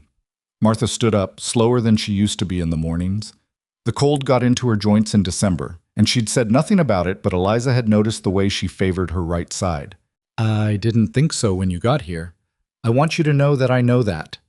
It was the most Martha had said on the subject of her own opinion, and it landed with the weight of something that had been held a long time before being set down. "I know you didn't," Eliza said. "It was a reasonable position. It wasn't generous. You didn't owe me generosity. You owed me a fair assessment." She picked up the coffee cups. "You gave me one. It just took a little time." Martha looked at her for a moment, then she picked up her chair and put it back where it belonged and went about her work. The truth came out on a Wednesday in the second week of December, and it did not come out the way Eliza had planned. She had planned, in the vague way of someone who knows a reckoning is coming but keeps hoping it will arrive on its own terms, to tell Colton Hayes the full story before the end of the year. Not because she felt she owed it to him exactly. The general outline she'd given was true. She had managed a hotel kitchen. She had left the position. But because she'd been in this house for 2 months and things had shifted in ways she hadn't anticipated, and carrying a partial story felt heavier than it had at the start. What she had not planned was for Gerald Whitmore to accomplish the telling for her from 4 states away. A letter arrived on the Wednesday stage. She knew it was from him the moment she saw the handwriting on the envelope. She'd seen it on 5 years of kitchen orders and staff memos, and at the end, on the contract she'd refused to sign. It was addressed to Colton Hayes. She brought it in from the stack of mail on the entry table without opening it because it was not addressed to her, and she set it on his desk and walked back to the kitchen and got on with the afternoon. She knew what it would say. She didn't know exactly what he'd done, but she could estimate the shape of it from the way Gerald Whitmore operated. If he couldn't control something, he poisoned it. He told her that day in the kitchen, "You'll have nothing. I'll make sure every establishment knows your name." And she'd believed him and left anyway because the alternative was worse. She had assumed, or perhaps hoped, that the distance was enough. Wyoming territory was not Chicago. The reach of a hotel proprietor's grudge, she'd told herself, had limits. She'd underestimated him. Colton came in at 5:30 and went to his desk, as he usually did before supper, to look through the day's correspondence. She heard him there, the sound of letters opening, the particular silence of someone reading. She kept working. She told herself that whatever the letter said, she would handle it the same way she'd handled everything here, directly, without flinching, with the facts laid out. She had the vegetables on and the bread in the oven when he appeared in the kitchen doorway. She turned around. His expression was not angry. That surprised her. She had expected something harder. She'd braced for it without realizing she was bracing. What his face showed instead was the particular stillness of a man who is working very hard to think before he speaks. "There's a letter here from a man named Gerald Whitmore," he said. "I know." "You knew it was coming?" "I saw the handwriting. I knew he'd do something eventually. I didn't know when or what." He came into the kitchen and set the letter on the table between them. He didn't push it toward her. He didn't fold his arms or shift his weight in the way of a man about to deliver a verdict. He just set it down and stood there. "He says you stole from him," Colton said. "I know what he says." "What does the letter say specifically?" He picked it up and read, "That you misappropriated funds from the hotel's operating accounts during your tenure as kitchen manager. That he dismissed you for cause when the theft was discovered, and that you fled the city before he could pursue legal remedy. That he is writing to warn me as a professional courtesy because you represent yourself as an honest woman of good character." He set the letter down. He also included a figure. "What figure?" $240. She looked at him steadily. "That's a number he invented." "I know." She stopped. "You know." "I know men like Gerald Whitmore," Colton said. His voice was even, almost careful. "I grew up knowing men like Gerald Whitmore. They write letters like this when they've lost control of something they thought they owned." He paused. "What I don't know is what actually happened, and I'd like to." She looked at him for a moment, then she pulled out a chair and sat down, and after a second he pulled out the other chair and sat across from her, and she told him. Not the general outline, the full thing. 5 years at the Grand Monarch Hotel in Chicago. Not as a housekeeper, not as a domestic manager, but as kitchen director, a title Gerald Whitmore had invented, because he didn't want to pay what a proper executive chef would cost, and because a woman with that title could be paid less than a man with a lesser one. She'd built the kitchen operation from a struggling mid-tier dining room into one of the better hotel restaurants in the city. She'd hired and trained 30 staff over 5 years. She'd managed the provisioning for 120-room occupancy and a dining room that served 200 covers on a busy night. And Gerald Whitmore had, over the course of the final year, systematically tried to restructure her position in a way that would transfer her authority to a male supervisor he was bringing in from the East while keeping her labor for a reduced wage and a contract that prevented her from competing. "When I wouldn't sign," she said, "he told me he'd destroy my professional reputation. He told me no establishment would take me on if he spoke against me." She looked at the letter on the table. "I didn't believe he could reach all the way to Wyoming." "He reached," Colton said. "He also mailed 3 copies. I found duplicates addressed to Jim Calloway and Howard Morrison." The air went out of her. She had not expected that. She sat with it for a moment. The calculation of it, the specific cruelty of sending to the neighbors, to the men whose respect she'd spent 2 months carefully building, whose wives now came to her kitchen with their supply numbers. "When did you get it?" she asked. "They arrived on the same stage. Calloway rode over this morning to tell me about his. Morrison sent a note." He watched her face. "Both of them wanted to know what I planned to do about it." She looked at the table. "What do you plan to do about it?" He was quiet for long enough that she looked up. I told them both that my household manager came with the best references I'd seen from a working operation, he said, and that I had no reason to doubt her character. She stared at him. And then I wrote to 2 separate hotel suppliers in Chicago, men I've done business with, men who do business in hotel circles, and asked them independently what they knew of the Grand Monarch Hotel's kitchen operation and the woman who ran it. You did that already. I did that 2 weeks ago. He held her gaze. You told me you managed a hotel kitchen and left the position. Everything you've done here since October told me the part of that story you hadn't gotten to yet. I wanted to know what was in the gap before someone else tried to fill it for me. She was very still. And what did your suppliers tell you? That the Grand Monarch's kitchen went from adequate to exceptional in the 4 years before its kitchen director left. That the director left under contested circumstances involving a contract dispute. That the proprietor, Gerald Whitmore, had a reputation for acquiring people's work and minimizing their credit for it. He set his hands flat on the table. One of them used the word predatory. She looked at the letter. I should have told you the full story when I arrived, she said. I know that. Yes. There was no anger in it. Why didn't you? Because I didn't know yet if this was somewhere worth risking it. She met his eyes. A partial story was enough to get in the door. I needed to know what was behind the door before I told someone everything that could be used to push me back out. He was quiet for a moment. That's honest. It's the most honest thing I've said since I got here. She paused. I'm sorry it took this long. The kitchen held the sound of the stove and the wind outside and the bread that was probably close to done. The letter, she said. Calloway and Morrison have copies. Dorothy Briggs will know by morning. Dorothy Briggs will know tonight, he said dryly. Calloway can't keep a private matter private for more than 6 hours. Despite everything, she almost smiled. What happens now? Now, Colton said, standing up from the table. You take the bread out before it burns. He picked up the letter. And I'll write a response to Gerald Whitmore that he'll remember. He walked toward the door. Mr. Hayes. He stopped. She held his gaze. Thank you. He nodded once. Then he went to his study, and she took the bread from the oven and stood at the stove for a moment with her hands braced on the edge of it, breathing through the particular release of something that has been held a very long time. The letter Colton sent to Gerald Whitmore she never read in full. She didn't ask to read it. What she knew was that it was 2 pages, written in the clean, plain hand of a man who didn't waste words, and that it went out on the Thursday stage, and that 3 weeks later a response arrived from Whitmore's lawyer, and that Colton read it, said, that'll be the end of it, and put it in his desk drawer. She never heard from Gerald Whitmore again. And what she had not anticipated was the community. She had built a reasonable model in her mind of how the Whitmore letter would land. Damage, some of it permanent, some of it manageable. People who'd been on the fence about her would fall on the suspicious side. The Calloway goodwill would cool. The Morrisons, who'd come to her late and cautiously, would withdraw. Dorothy Briggs would make the most of it. Dorothy Briggs did make the most of it.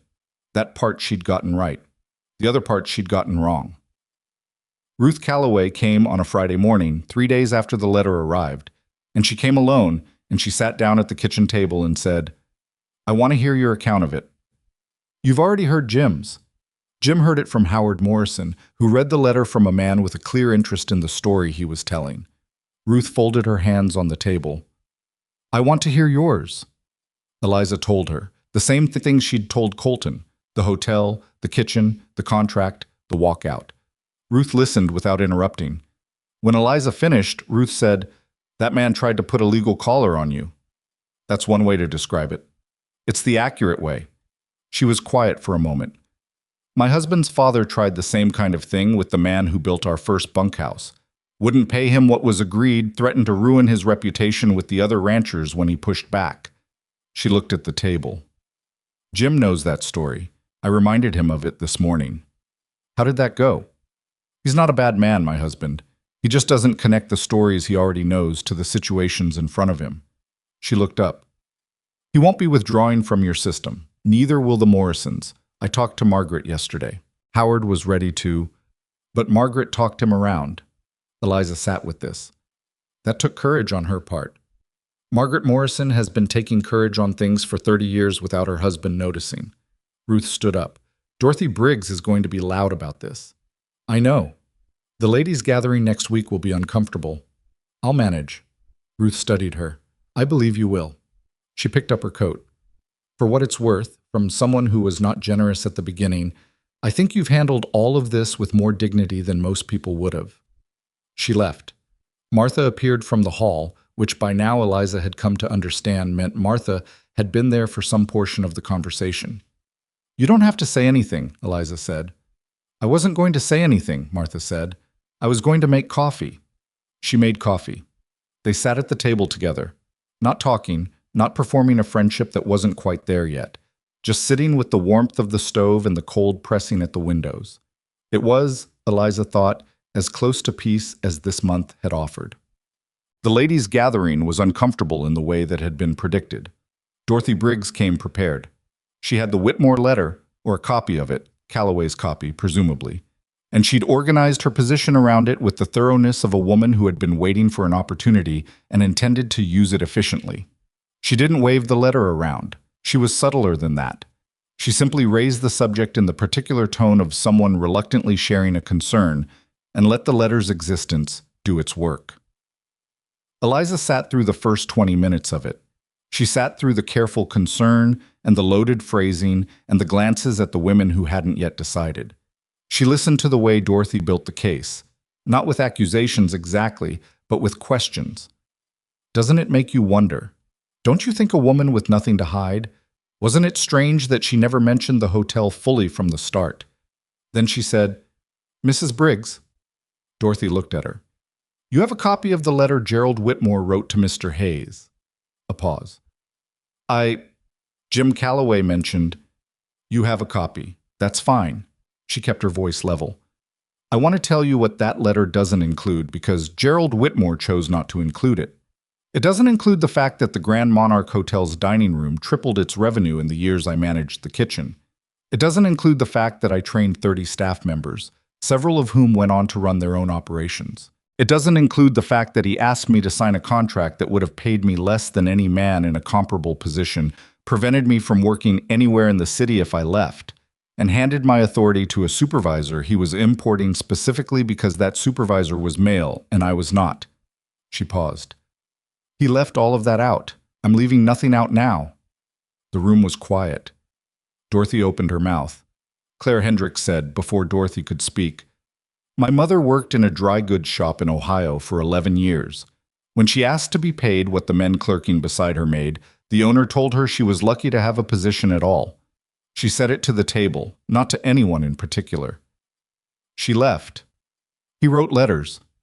Dorothy closed her mouth. Ruth Calloway said pleasantly, I think we were going to talk about the Morrison Winter Social, weren't we, Dorothy?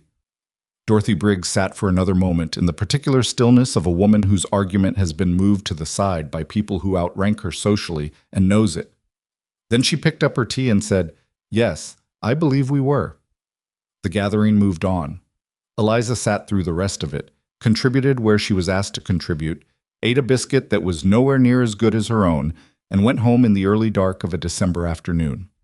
Tom Briggs came to the kitchen door that evening. He came alone, which was different from his usual patterns. And he came at an hour when Colton was in from the range and inside, which she suspected was deliberate. He stood at the door with his hat in his hands, actually in his hands this time, not on his head, and he looked like a man who had had a conversation with his wife and come to a specific conclusion. She opened the door and waited.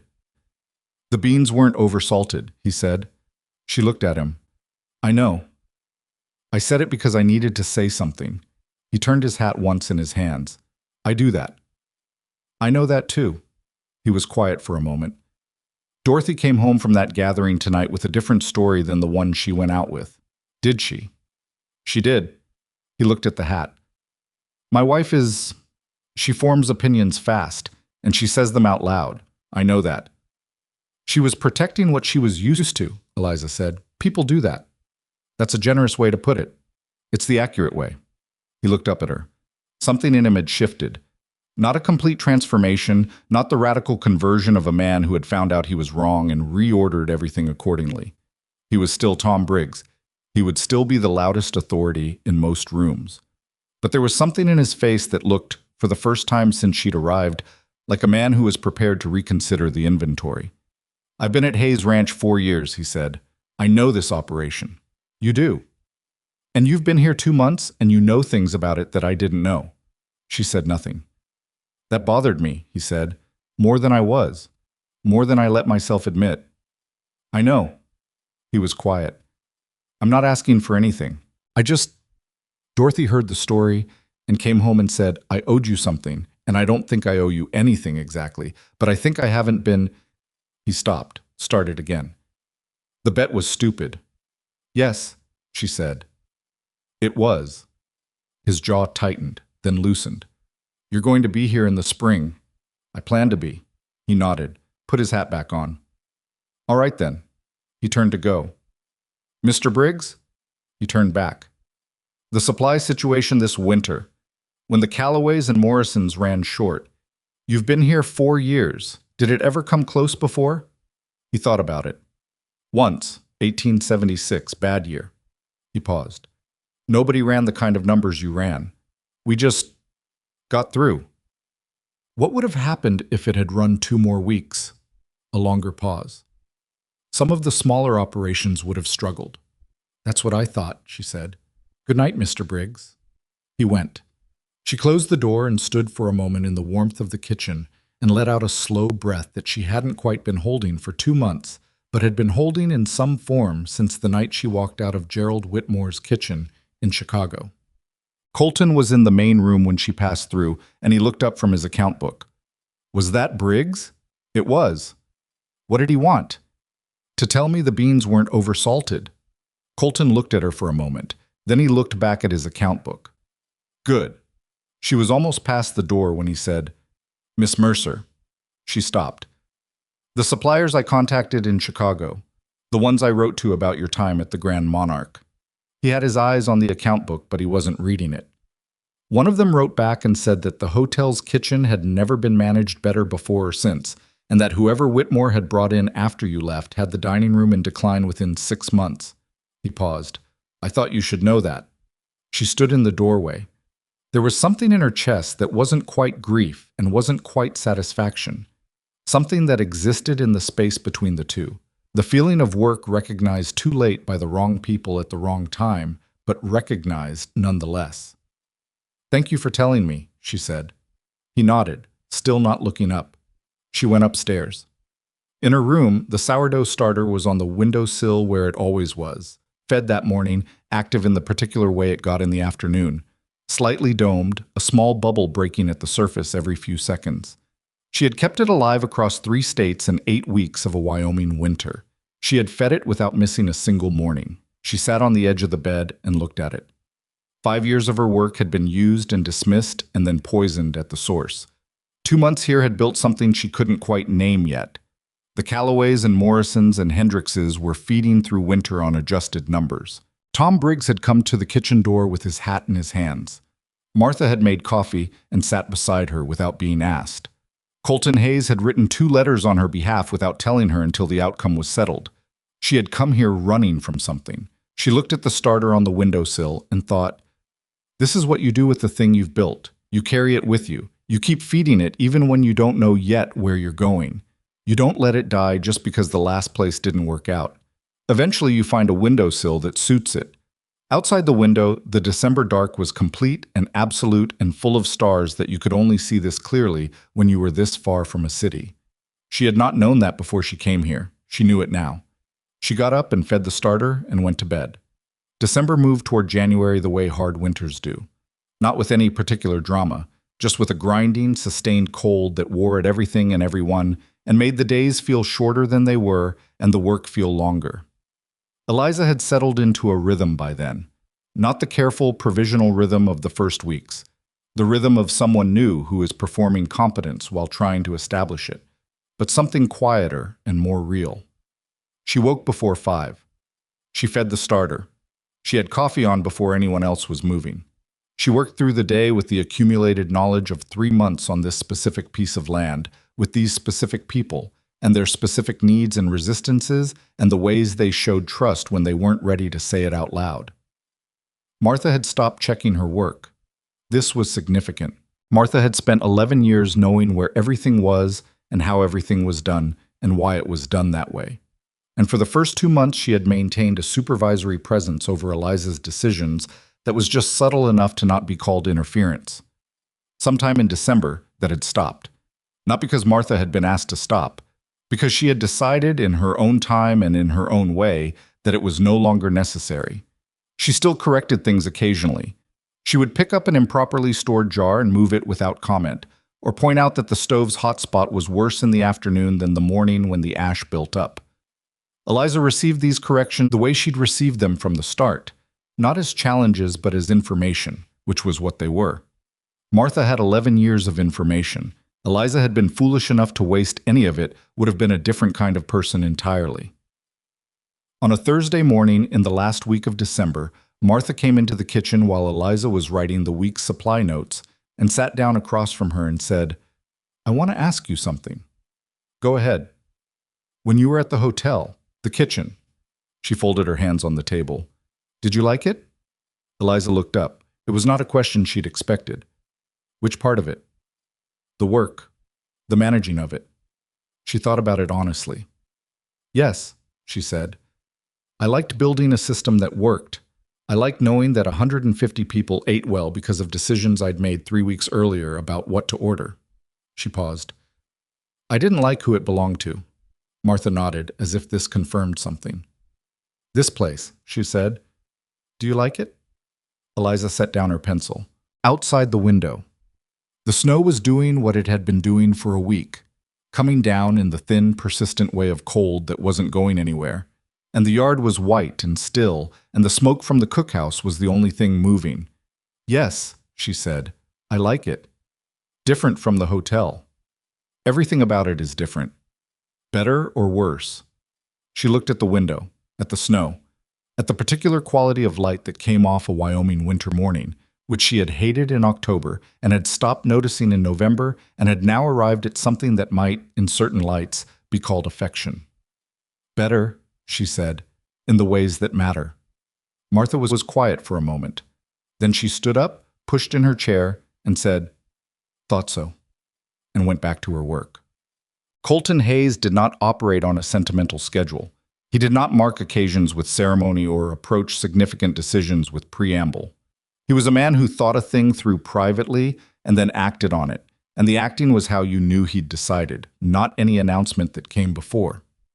So when he appeared in the kitchen doorway on the second day of the new year, 1880, a number that still felt strange when she wrote it, with a folded document in his hand and an expression that was carefully neutral in the specific way of a man who is not sure how something will land, Eliza recognized the significance before he'd said a word. She turned from the stove. "What's that?"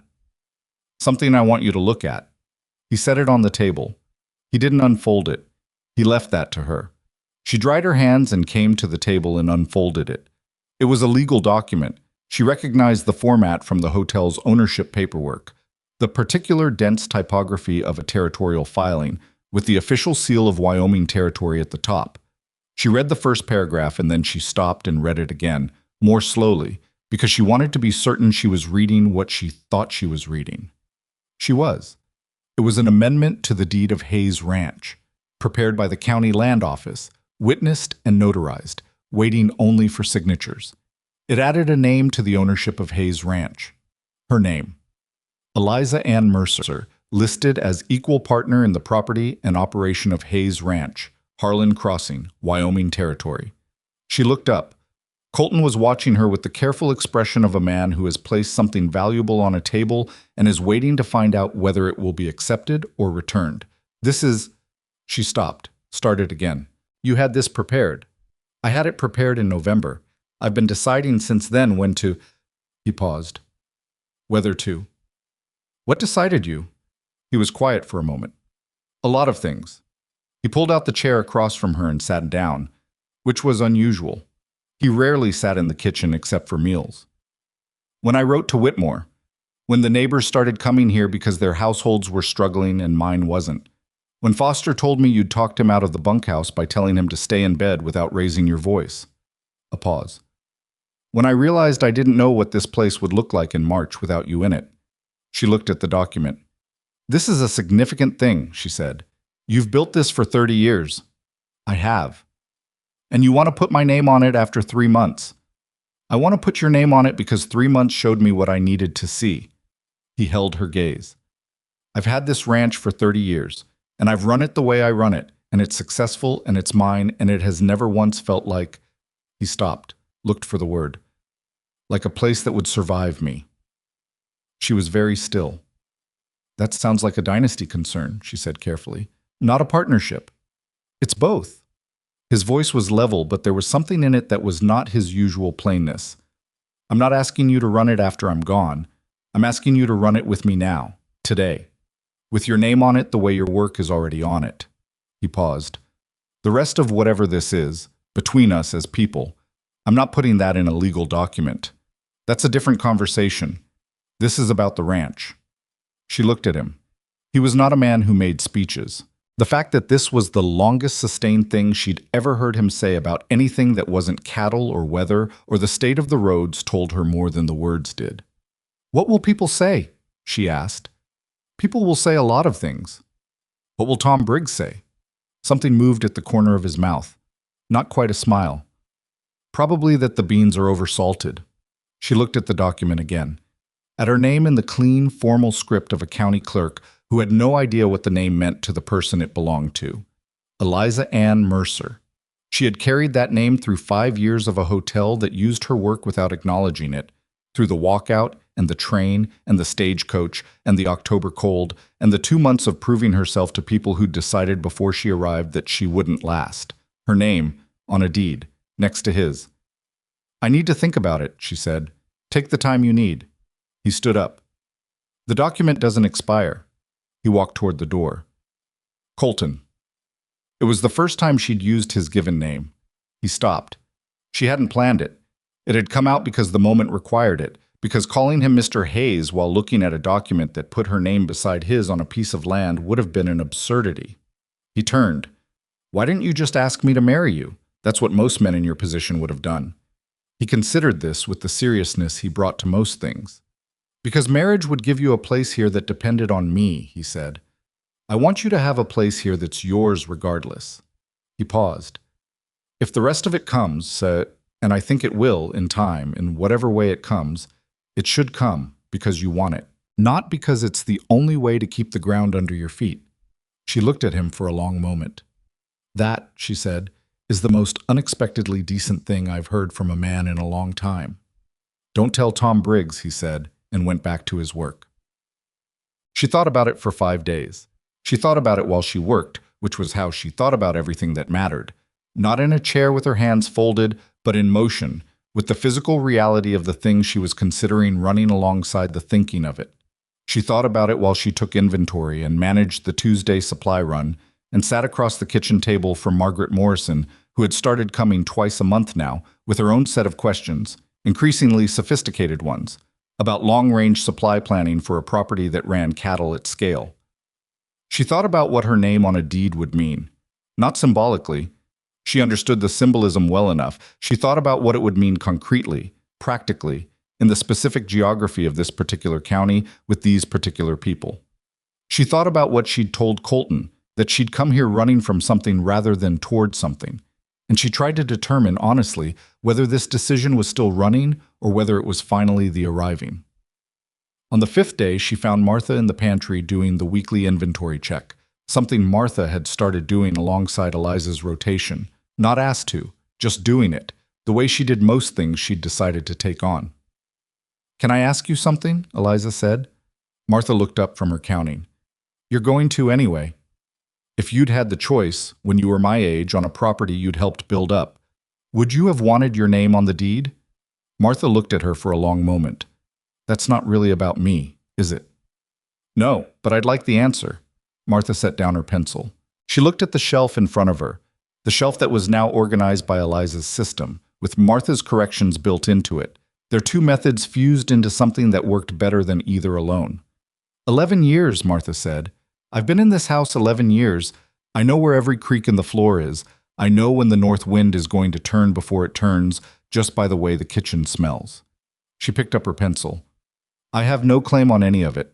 If Colton Hayes sold tomorrow, I'd be out the door with a week's wages. She went back to her counting. Eliza stood in the pantry doorway. That's not an answer, she said. Yes, it is, Martha said. You just have to listen to the whole thing. Well, she signed the document on a Friday morning. No ceremony. She asked Colton for a pen, read the document one more time, the whole thing, not just the first paragraph, and signed her name in the space the county clerk had left for it, next to a signature line for Colton that he'd left blank, waiting for hers. He signed after her. They had the document witnessed by Decker, who was the first person Eliza could find who was standing still for long enough, and who looked at the paper and then at both of them with the expression of someone who would be telling this story for the rest of his life. Is there something I'm supposed to say? Decker asked. You're supposed to sign your name on the witness line, Eliza said. He signed. Congratulations, he offered, uncertainly. Thank you, Decker, Colton said. Get back to work. He went back to work. Colton took the document and put it in the inside pocket of his coat to be filed at the county land office on the next trip to Harlan Crossing, and he looked at Eliza across the kitchen table and said, Any regrets? Ask me in a year, she said. Fair, he said. He went back to his work, and she went back to hers. The document reached Harlan Crossing on a Tuesday, and the county clerk filed it on a Wednesday, and by Thursday morning it was the most discussed piece of news in a 50-mile radius. She knew this because Decker told her. Decker had developed, over the preceding months, an efficient sideline in keeping her informed of what was being said about things, delivered in the careful tone of a young man who was sorting loyalty from gossip and doing his best with the distinction. Mr. Greer at the general store told 3 people before noon, Decker reported, filling a water bucket he didn't particularly need to fill at that moment. Tom Briggs heard it from one of them. And? Decker looked at the bucket. He said, he stopped. Decker. He said it was about time somebody made it official. He said it quickly, like he wanted it out of his mouth before he could think about it too carefully. Those were his exact words. I was right there. She turned back to the bread she was kneading. Good. Mrs. Calloway sent a note. It's on the entry table. I'll read it later. And there's one from Mrs. Morrison, too. She kept kneading. And Dorothy Briggs came into the general store while Greer was telling people, Decker added. He hesitated. She didn't say anything. Greer said she looked like she'd bitten something she hadn't expected. Eliza pressed her knuckles into the dough. That'll do, Decker. Yes, ma'am. He took his unnecessarily filled bucket and went. The notes from Ruth Calloway and Margaret Morrison were, when she read them that evening, generous in the specific way of women who have reconsidered their first impressions and are prepared to say so. Ruth's was shorter and warmer. Margaret's was longer and more formal, with an observation near the end that Eliza read twice. I know what it means to have built something without having your name on it. It is the right correction. She put both notes in the drawer of her writing desk, in the room that was unambiguously hers, now in a way it hadn't been before. January settled in hard. The cold of this particular January was the kind that broke equipment and tested patience and made everyone shorter with everyone else by the 3rd week. The cattle needed more management in the deep cold, which meant longer hours for the hands, which meant more food at more hours, which meant the cookhouse and the main kitchen both running at higher capacity for longer stretches. Eliza adjusted. She had been adjusting since October. It was, she had come to understand, not a temporary condition of a difficult season, but the permanent nature of the work. The ranch was a living system, always changing, always asking for the next thing, and the work of managing it was not a problem to be solved once and set aside, but an ongoing response to an ongoing set of demands. Some people found that exhausting. She found it most days the opposite of exhausting. It was the hotel kitchen again, but better, because the system she was building here had her name on it, and the people she was building it for knew it. Pete came to her in the 3rd week of January. He came to the kitchen door, not the doorway, inside, and he sat down at the table with the bearing of a man who has prepared something and intends to say it. I've been keeping the cookhouse accounts the same way for 8 years, he said. I know. Your way is better. She looked at him. I've been thinking about what you said in November, about tracking consumption against allocation instead of just eyeballing what's left. He had his hands flat on the table. I tried it for December. It works. I know it works. I want to do it properly, with the columns and the weekly notation. He paused. Would you show me the system? It was not quite a question. It was the specific delivery of a man who doesn't easily ask for instruction and has decided that the thing matters enough to do it anyway. Yes, she said. Come back after the noon meal and I'll have a template ready. He came back after the noon meal. They spent an hour at the table going through the system. Pete was a fast learner, faster than she'd expected, though she wasn't sure why she'd expected otherwise. He'd been running a working cookhouse operation for nearly a decade, which required its own kind of intelligence. He asked good questions. He pushed back twice on things that didn't fit the cookhouse's specific rhythm, and both times he was right, and she adjusted the template.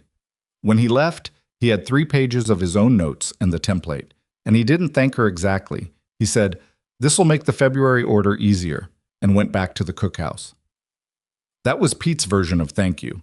She filed it alongside Tom Briggs saying it was about time, and Martha making coffee and Decker not putting money on the bet, and all the other things in this place that people said sideways when they meant something else. February came and the winter did not break early. The projections she'd built in October had accounted for this. She'd built them for a worst-case March finish, not an optimistic January thaw. And so while the Morrisons watched their revised supplies with appropriate care, and the Callaways rationed their corn with the adjusted system Ruth had implemented from Eliza's notes, Hayes Ranch moved through February without crisis. Not without difficulty. Not without the particular grinding fatigue of a winter that had gone on too long. But without crisis, which was its own category of success. Clara Hendricks rode over in the second week of February, which was a significant effort given the road conditions, and she came into the kitchen and sat down and said, Morrison had to ask Greer for an extension on his supply account. I heard. He didn't adjust enough after the November freeze. Margaret had the right numbers, but Howard changed the order. Clara accepted her coffee. Margaret is furious. She's not showing it, but she's furious. I know. Eliza sat down across from her.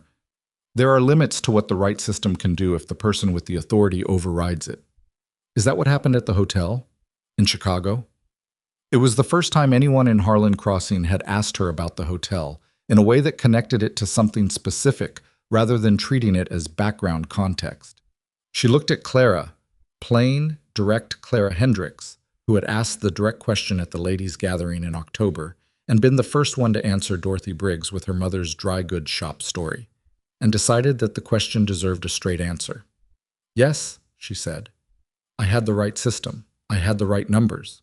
He had the authority, and he used it to override both. And then when things went wrong, he needed somewhere to put the blame. So you left? I left. Clara drank her coffee. My husband does that, she said. Not maliciously. He reverts to what he's always done when things get uncertain, regardless of what the numbers say. She looked at her cup. I've stopped arguing about the numbers. I build in a buffer he doesn't know about. Eliza looked at her. Does that work? Well enough. Clara almost smiled. It's not ideal. No, Eliza said. It's not. They sat with that for a moment. 2 women in a kitchen in a Wyoming winter, talking about the specific calculations required to do real work inside the constraints of other people's authority. There was no bitterness in it. There was something more complicated than bitterness. The clear-eyed acknowledgement of a condition and the pragmatic working within it, and underneath that a kind of solidarity that didn't need to be named to be real. You have the right setup here, Clara said finally. Your name on the deed, Colton Hayes, who actually listens. He doesn't always listen, but he does sometimes. And when he listens, he changes what he does. Clara set down her cup.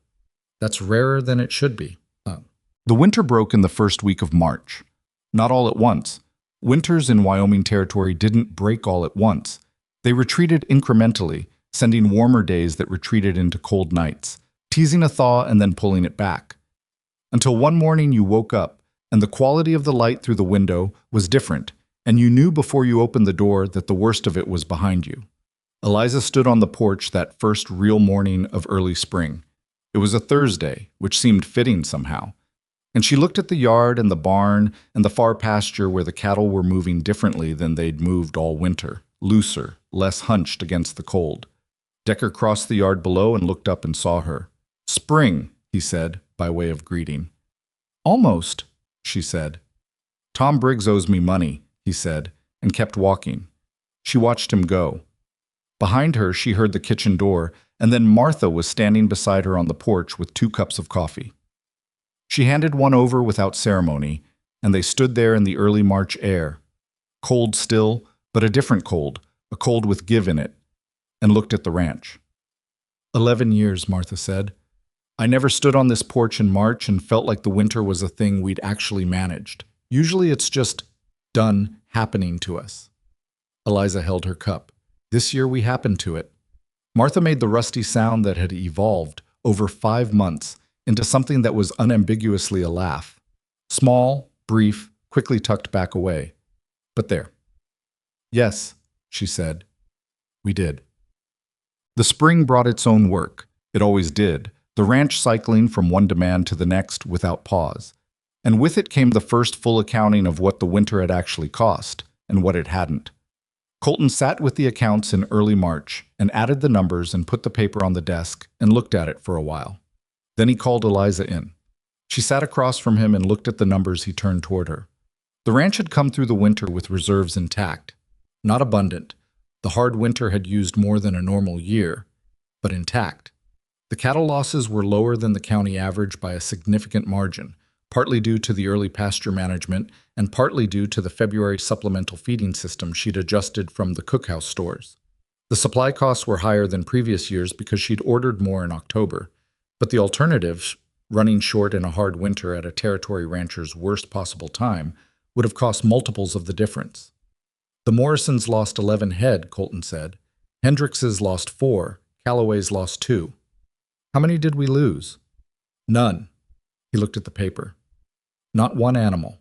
She looked at the number. The pasture management decision in November, she said, moving the herd off the lower ground before the second freeze. That was Ruiz, not me. Ruiz made the call in the field. You flagged the lower pasture as a risk in your November report. It was a note, 1 line. It was the right note. He held her gaze. I've been doing this 30 years. I didn't flag it. She sat with that. The county ranchers meeting is in April, he said. Calloway wants to present a revised winter management framework to the group. He's asked if you'd be willing to present your supply methodology. She looked at him. Calloway's asking. Calloway is asking, and I'm relaying it. I'm also telling you that you should. I'm not a rancher. You're a partner in a ranch that came through the worst winter in 6 years without losing an animal or running short on supplies. That makes you qualified.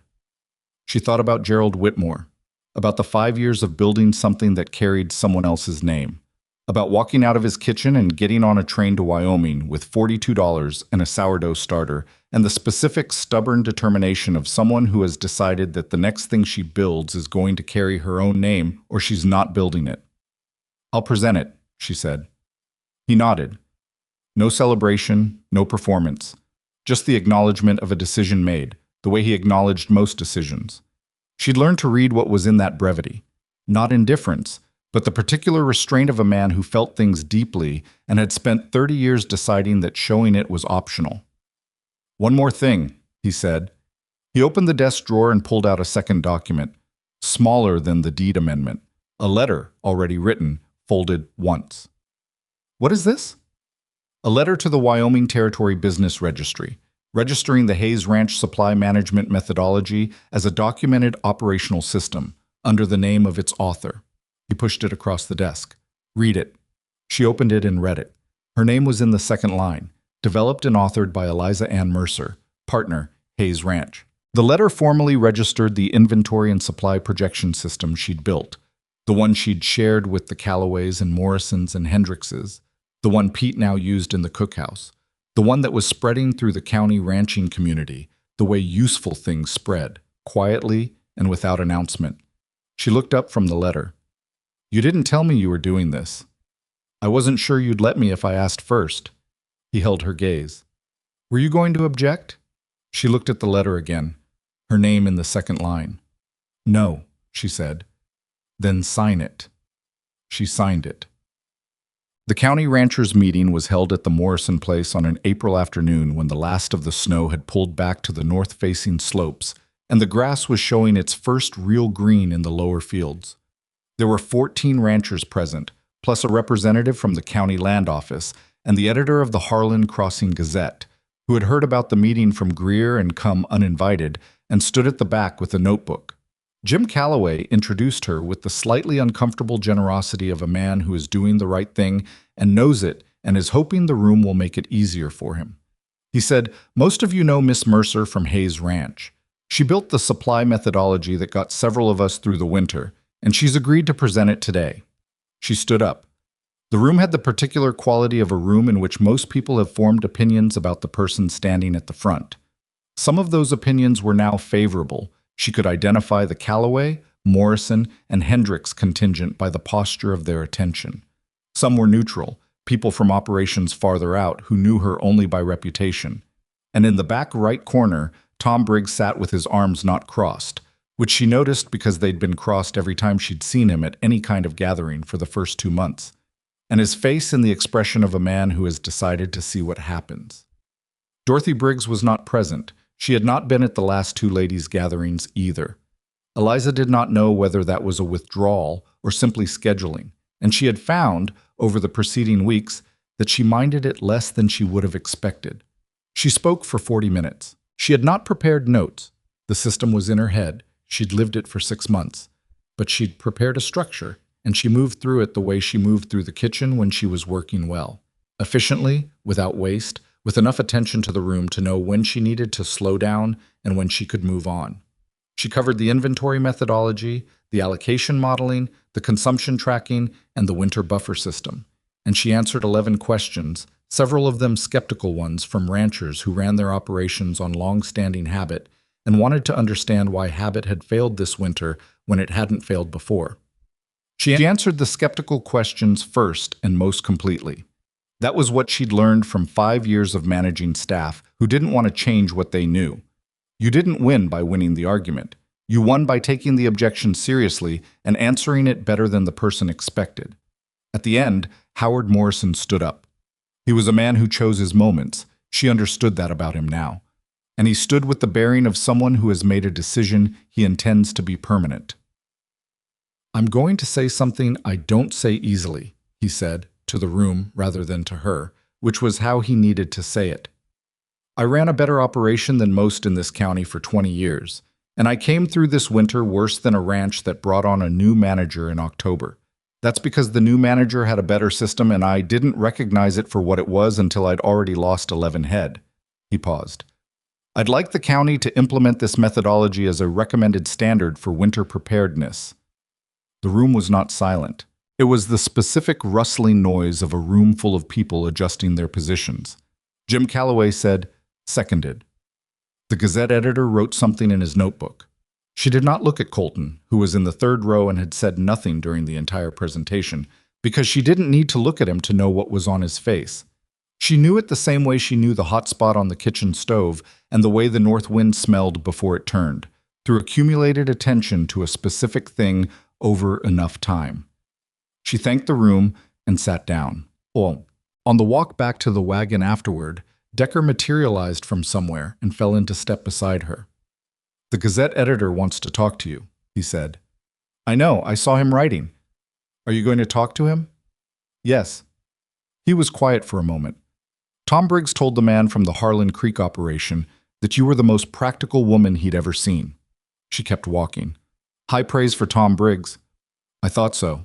He paused. "He also said the beans at the Morrison meeting were oversalted." "They were," she said. "Margaret Morrison oversalts everything. I've been trying to tell Ruth Calloway for 2 months." Decker stared at her. She kept walking. The piece ran in the Harlan Crossing Gazette 3 weeks later.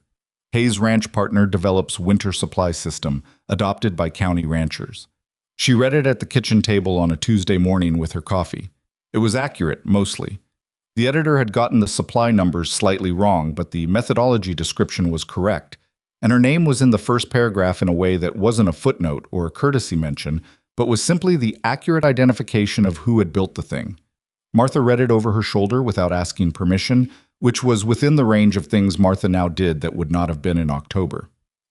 "They spelled your name right?" Martha said. "They did." "That's more than most papers manage." She went back to the stove. Colton came in from the morning work, picked up the paper from the table, read the relevant part standing up, set it back down, and said, "The editor got the corn figure wrong." "I know." "You should write a correction." "I will." He poured his coffee. "Good piece otherwise." "Yes," she said. "It is." Spring settled in properly by the end of April, and with it came the particular renewal of a working ranch coming back into its full season. More hands, longer days, the cattle moving on pasture that had waited out the winter and was now making up for it with an intensity of green that surprised her every morning. She stood on the porch on a May morning, an evening, actually, the workday closing down, the light going long and gold over the western ridge. And she held her coffee and she thought about Gerald Whitmore. Not with anger. She'd burned through the anger sometime in November, she thought, somewhere between the calf on the kitchen floor and Tom Briggs at the door with his hat in his hands. What she felt now was something closer to clarity, the specific, clear-eyed understanding of someone who has come far enough from a thing to see it fully. He had believed that her value was in her labor, and that her labor was a thing he could own. He had believed that the threat of reputation destruction was enough to make a capable person into a compliant one. He had been wrong on both counts, and the evidence of his wrongness was here. Her name on a deed, her methodology in the Gazette, 14 county ranchers using a system she'd built, and a starter on the windowsill that had survived everything he'd tried to do. She did not pity him. She did not think about him much at all anymore. That, she had come to understand, was the truest measure of how far she'd gotten from it. Not that she'd forgiven him, not that she'd forgotten, but that he had simply become too small a part of the story to take up much space in the thinking of it. Colton came and stood beside her on the porch. They had arrived, over the months, at a way of being near each other that was its own kind of language, not loud, not demonstrative, not yet the thing that it might eventually be, but already more than nothing, already the specific warmth of two people who have built something together and know it and don't need to perform the knowing of it. "Long day," she said. "Long winter," he said. "Longer spring." "Is that a complaint?" "No." He looked at the pasture. "Just accounting." They stood in the evening light and the ranch moved around them. Hands heading to the bunkhouse, cattle settling on the far pasture, Pete's cookhouse smoke going thin in the cooling air. "I've been thinking," Colton said. Not a preamble. He didn't do preambles, just a fact. "About what?" "About what you said when you signed the deed, that you came here running from something rather than toward something." He was quiet for a moment. "Is that still true?" She thought about it. She owed him the honest answer, which meant she had to find it before she gave it. "No," she said. "Not anymore." He nodded. "You?" she said. He looked at her. He had the expression he got when something surprised him, which happened rarely enough that she'd learned to note it when it did. "What do you mean, me? What were you running from when you placed the advertisement?" He was quiet for long enough that she thought he might not answer. Then, 30 years of building something with nobody to build it with. He looked back at the pasture. "That's not running. That's just waiting for something to be worth building toward." She looked at the pasture, too. The light was doing what it did in May out here, going slow and gold, taking its time, as if the day had earned the right to leave well and was making the most of it. "I think," she said, "that this is what it feels like when you're finally in the right place." "You think," he said. "You're not sure." "I've only been here 7 months." "Fair," he said. The evening settled around them, unhurried. A pair of hawks crossed the far ridge. Somewhere in the barn the calf, the one from the kitchen floor, the one they'd brought back in February, made a sound that was too young still to be fully bovine and too alive to be anything other than thriving. This was not a perfect place. It was cold and demanding and far from everything she'd known, and the work never fully stopped. And some of the people in Harlan Crossing would keep their opinions about her no matter what she built or proved or signed her name to, and there would be other hard winters, other crises, other things she didn't know yet to prepare for. But her name was on the deed. Her methodology was in 14 county ranchers' record books. The starter was on the windowsill, and the man standing beside her had looked at what she'd built in 7 months and had decided, before anyone told him to and without anyone's permission, that it deserved a name on a document next to his. The truest thing she knew about survival, the thing Gerald Whitmore had taught her by failing to understand it, was that it was never just about endurance. Endurance was the beginning, not the end. What mattered, what separated the people who merely got through from the people who built something lasting, was what you did with the ground you'd managed to hold, whether you planted in it, whether you stayed long enough to see what grew. She had planted here. She intended to stay. She finished her coffee. She went back inside. She fed the starter and wrote the week's supply notes and checked the morning schedule and went to bed in a room with her name on the house it was in. Outside, the Maydark settled over Hayes Ranch. Her ranch, his ranch, their ranch, patient and wide and full of stars, the same stars that had been over this land long before either of them arrived, and would be over it long after, indifferent to ownership and names on deeds, caring only that the work got done and the ground was tended and the things worth keeping were kept. She had learned to find that comforting. It took 7 months and everything she had. It was, in the end, exactly enough.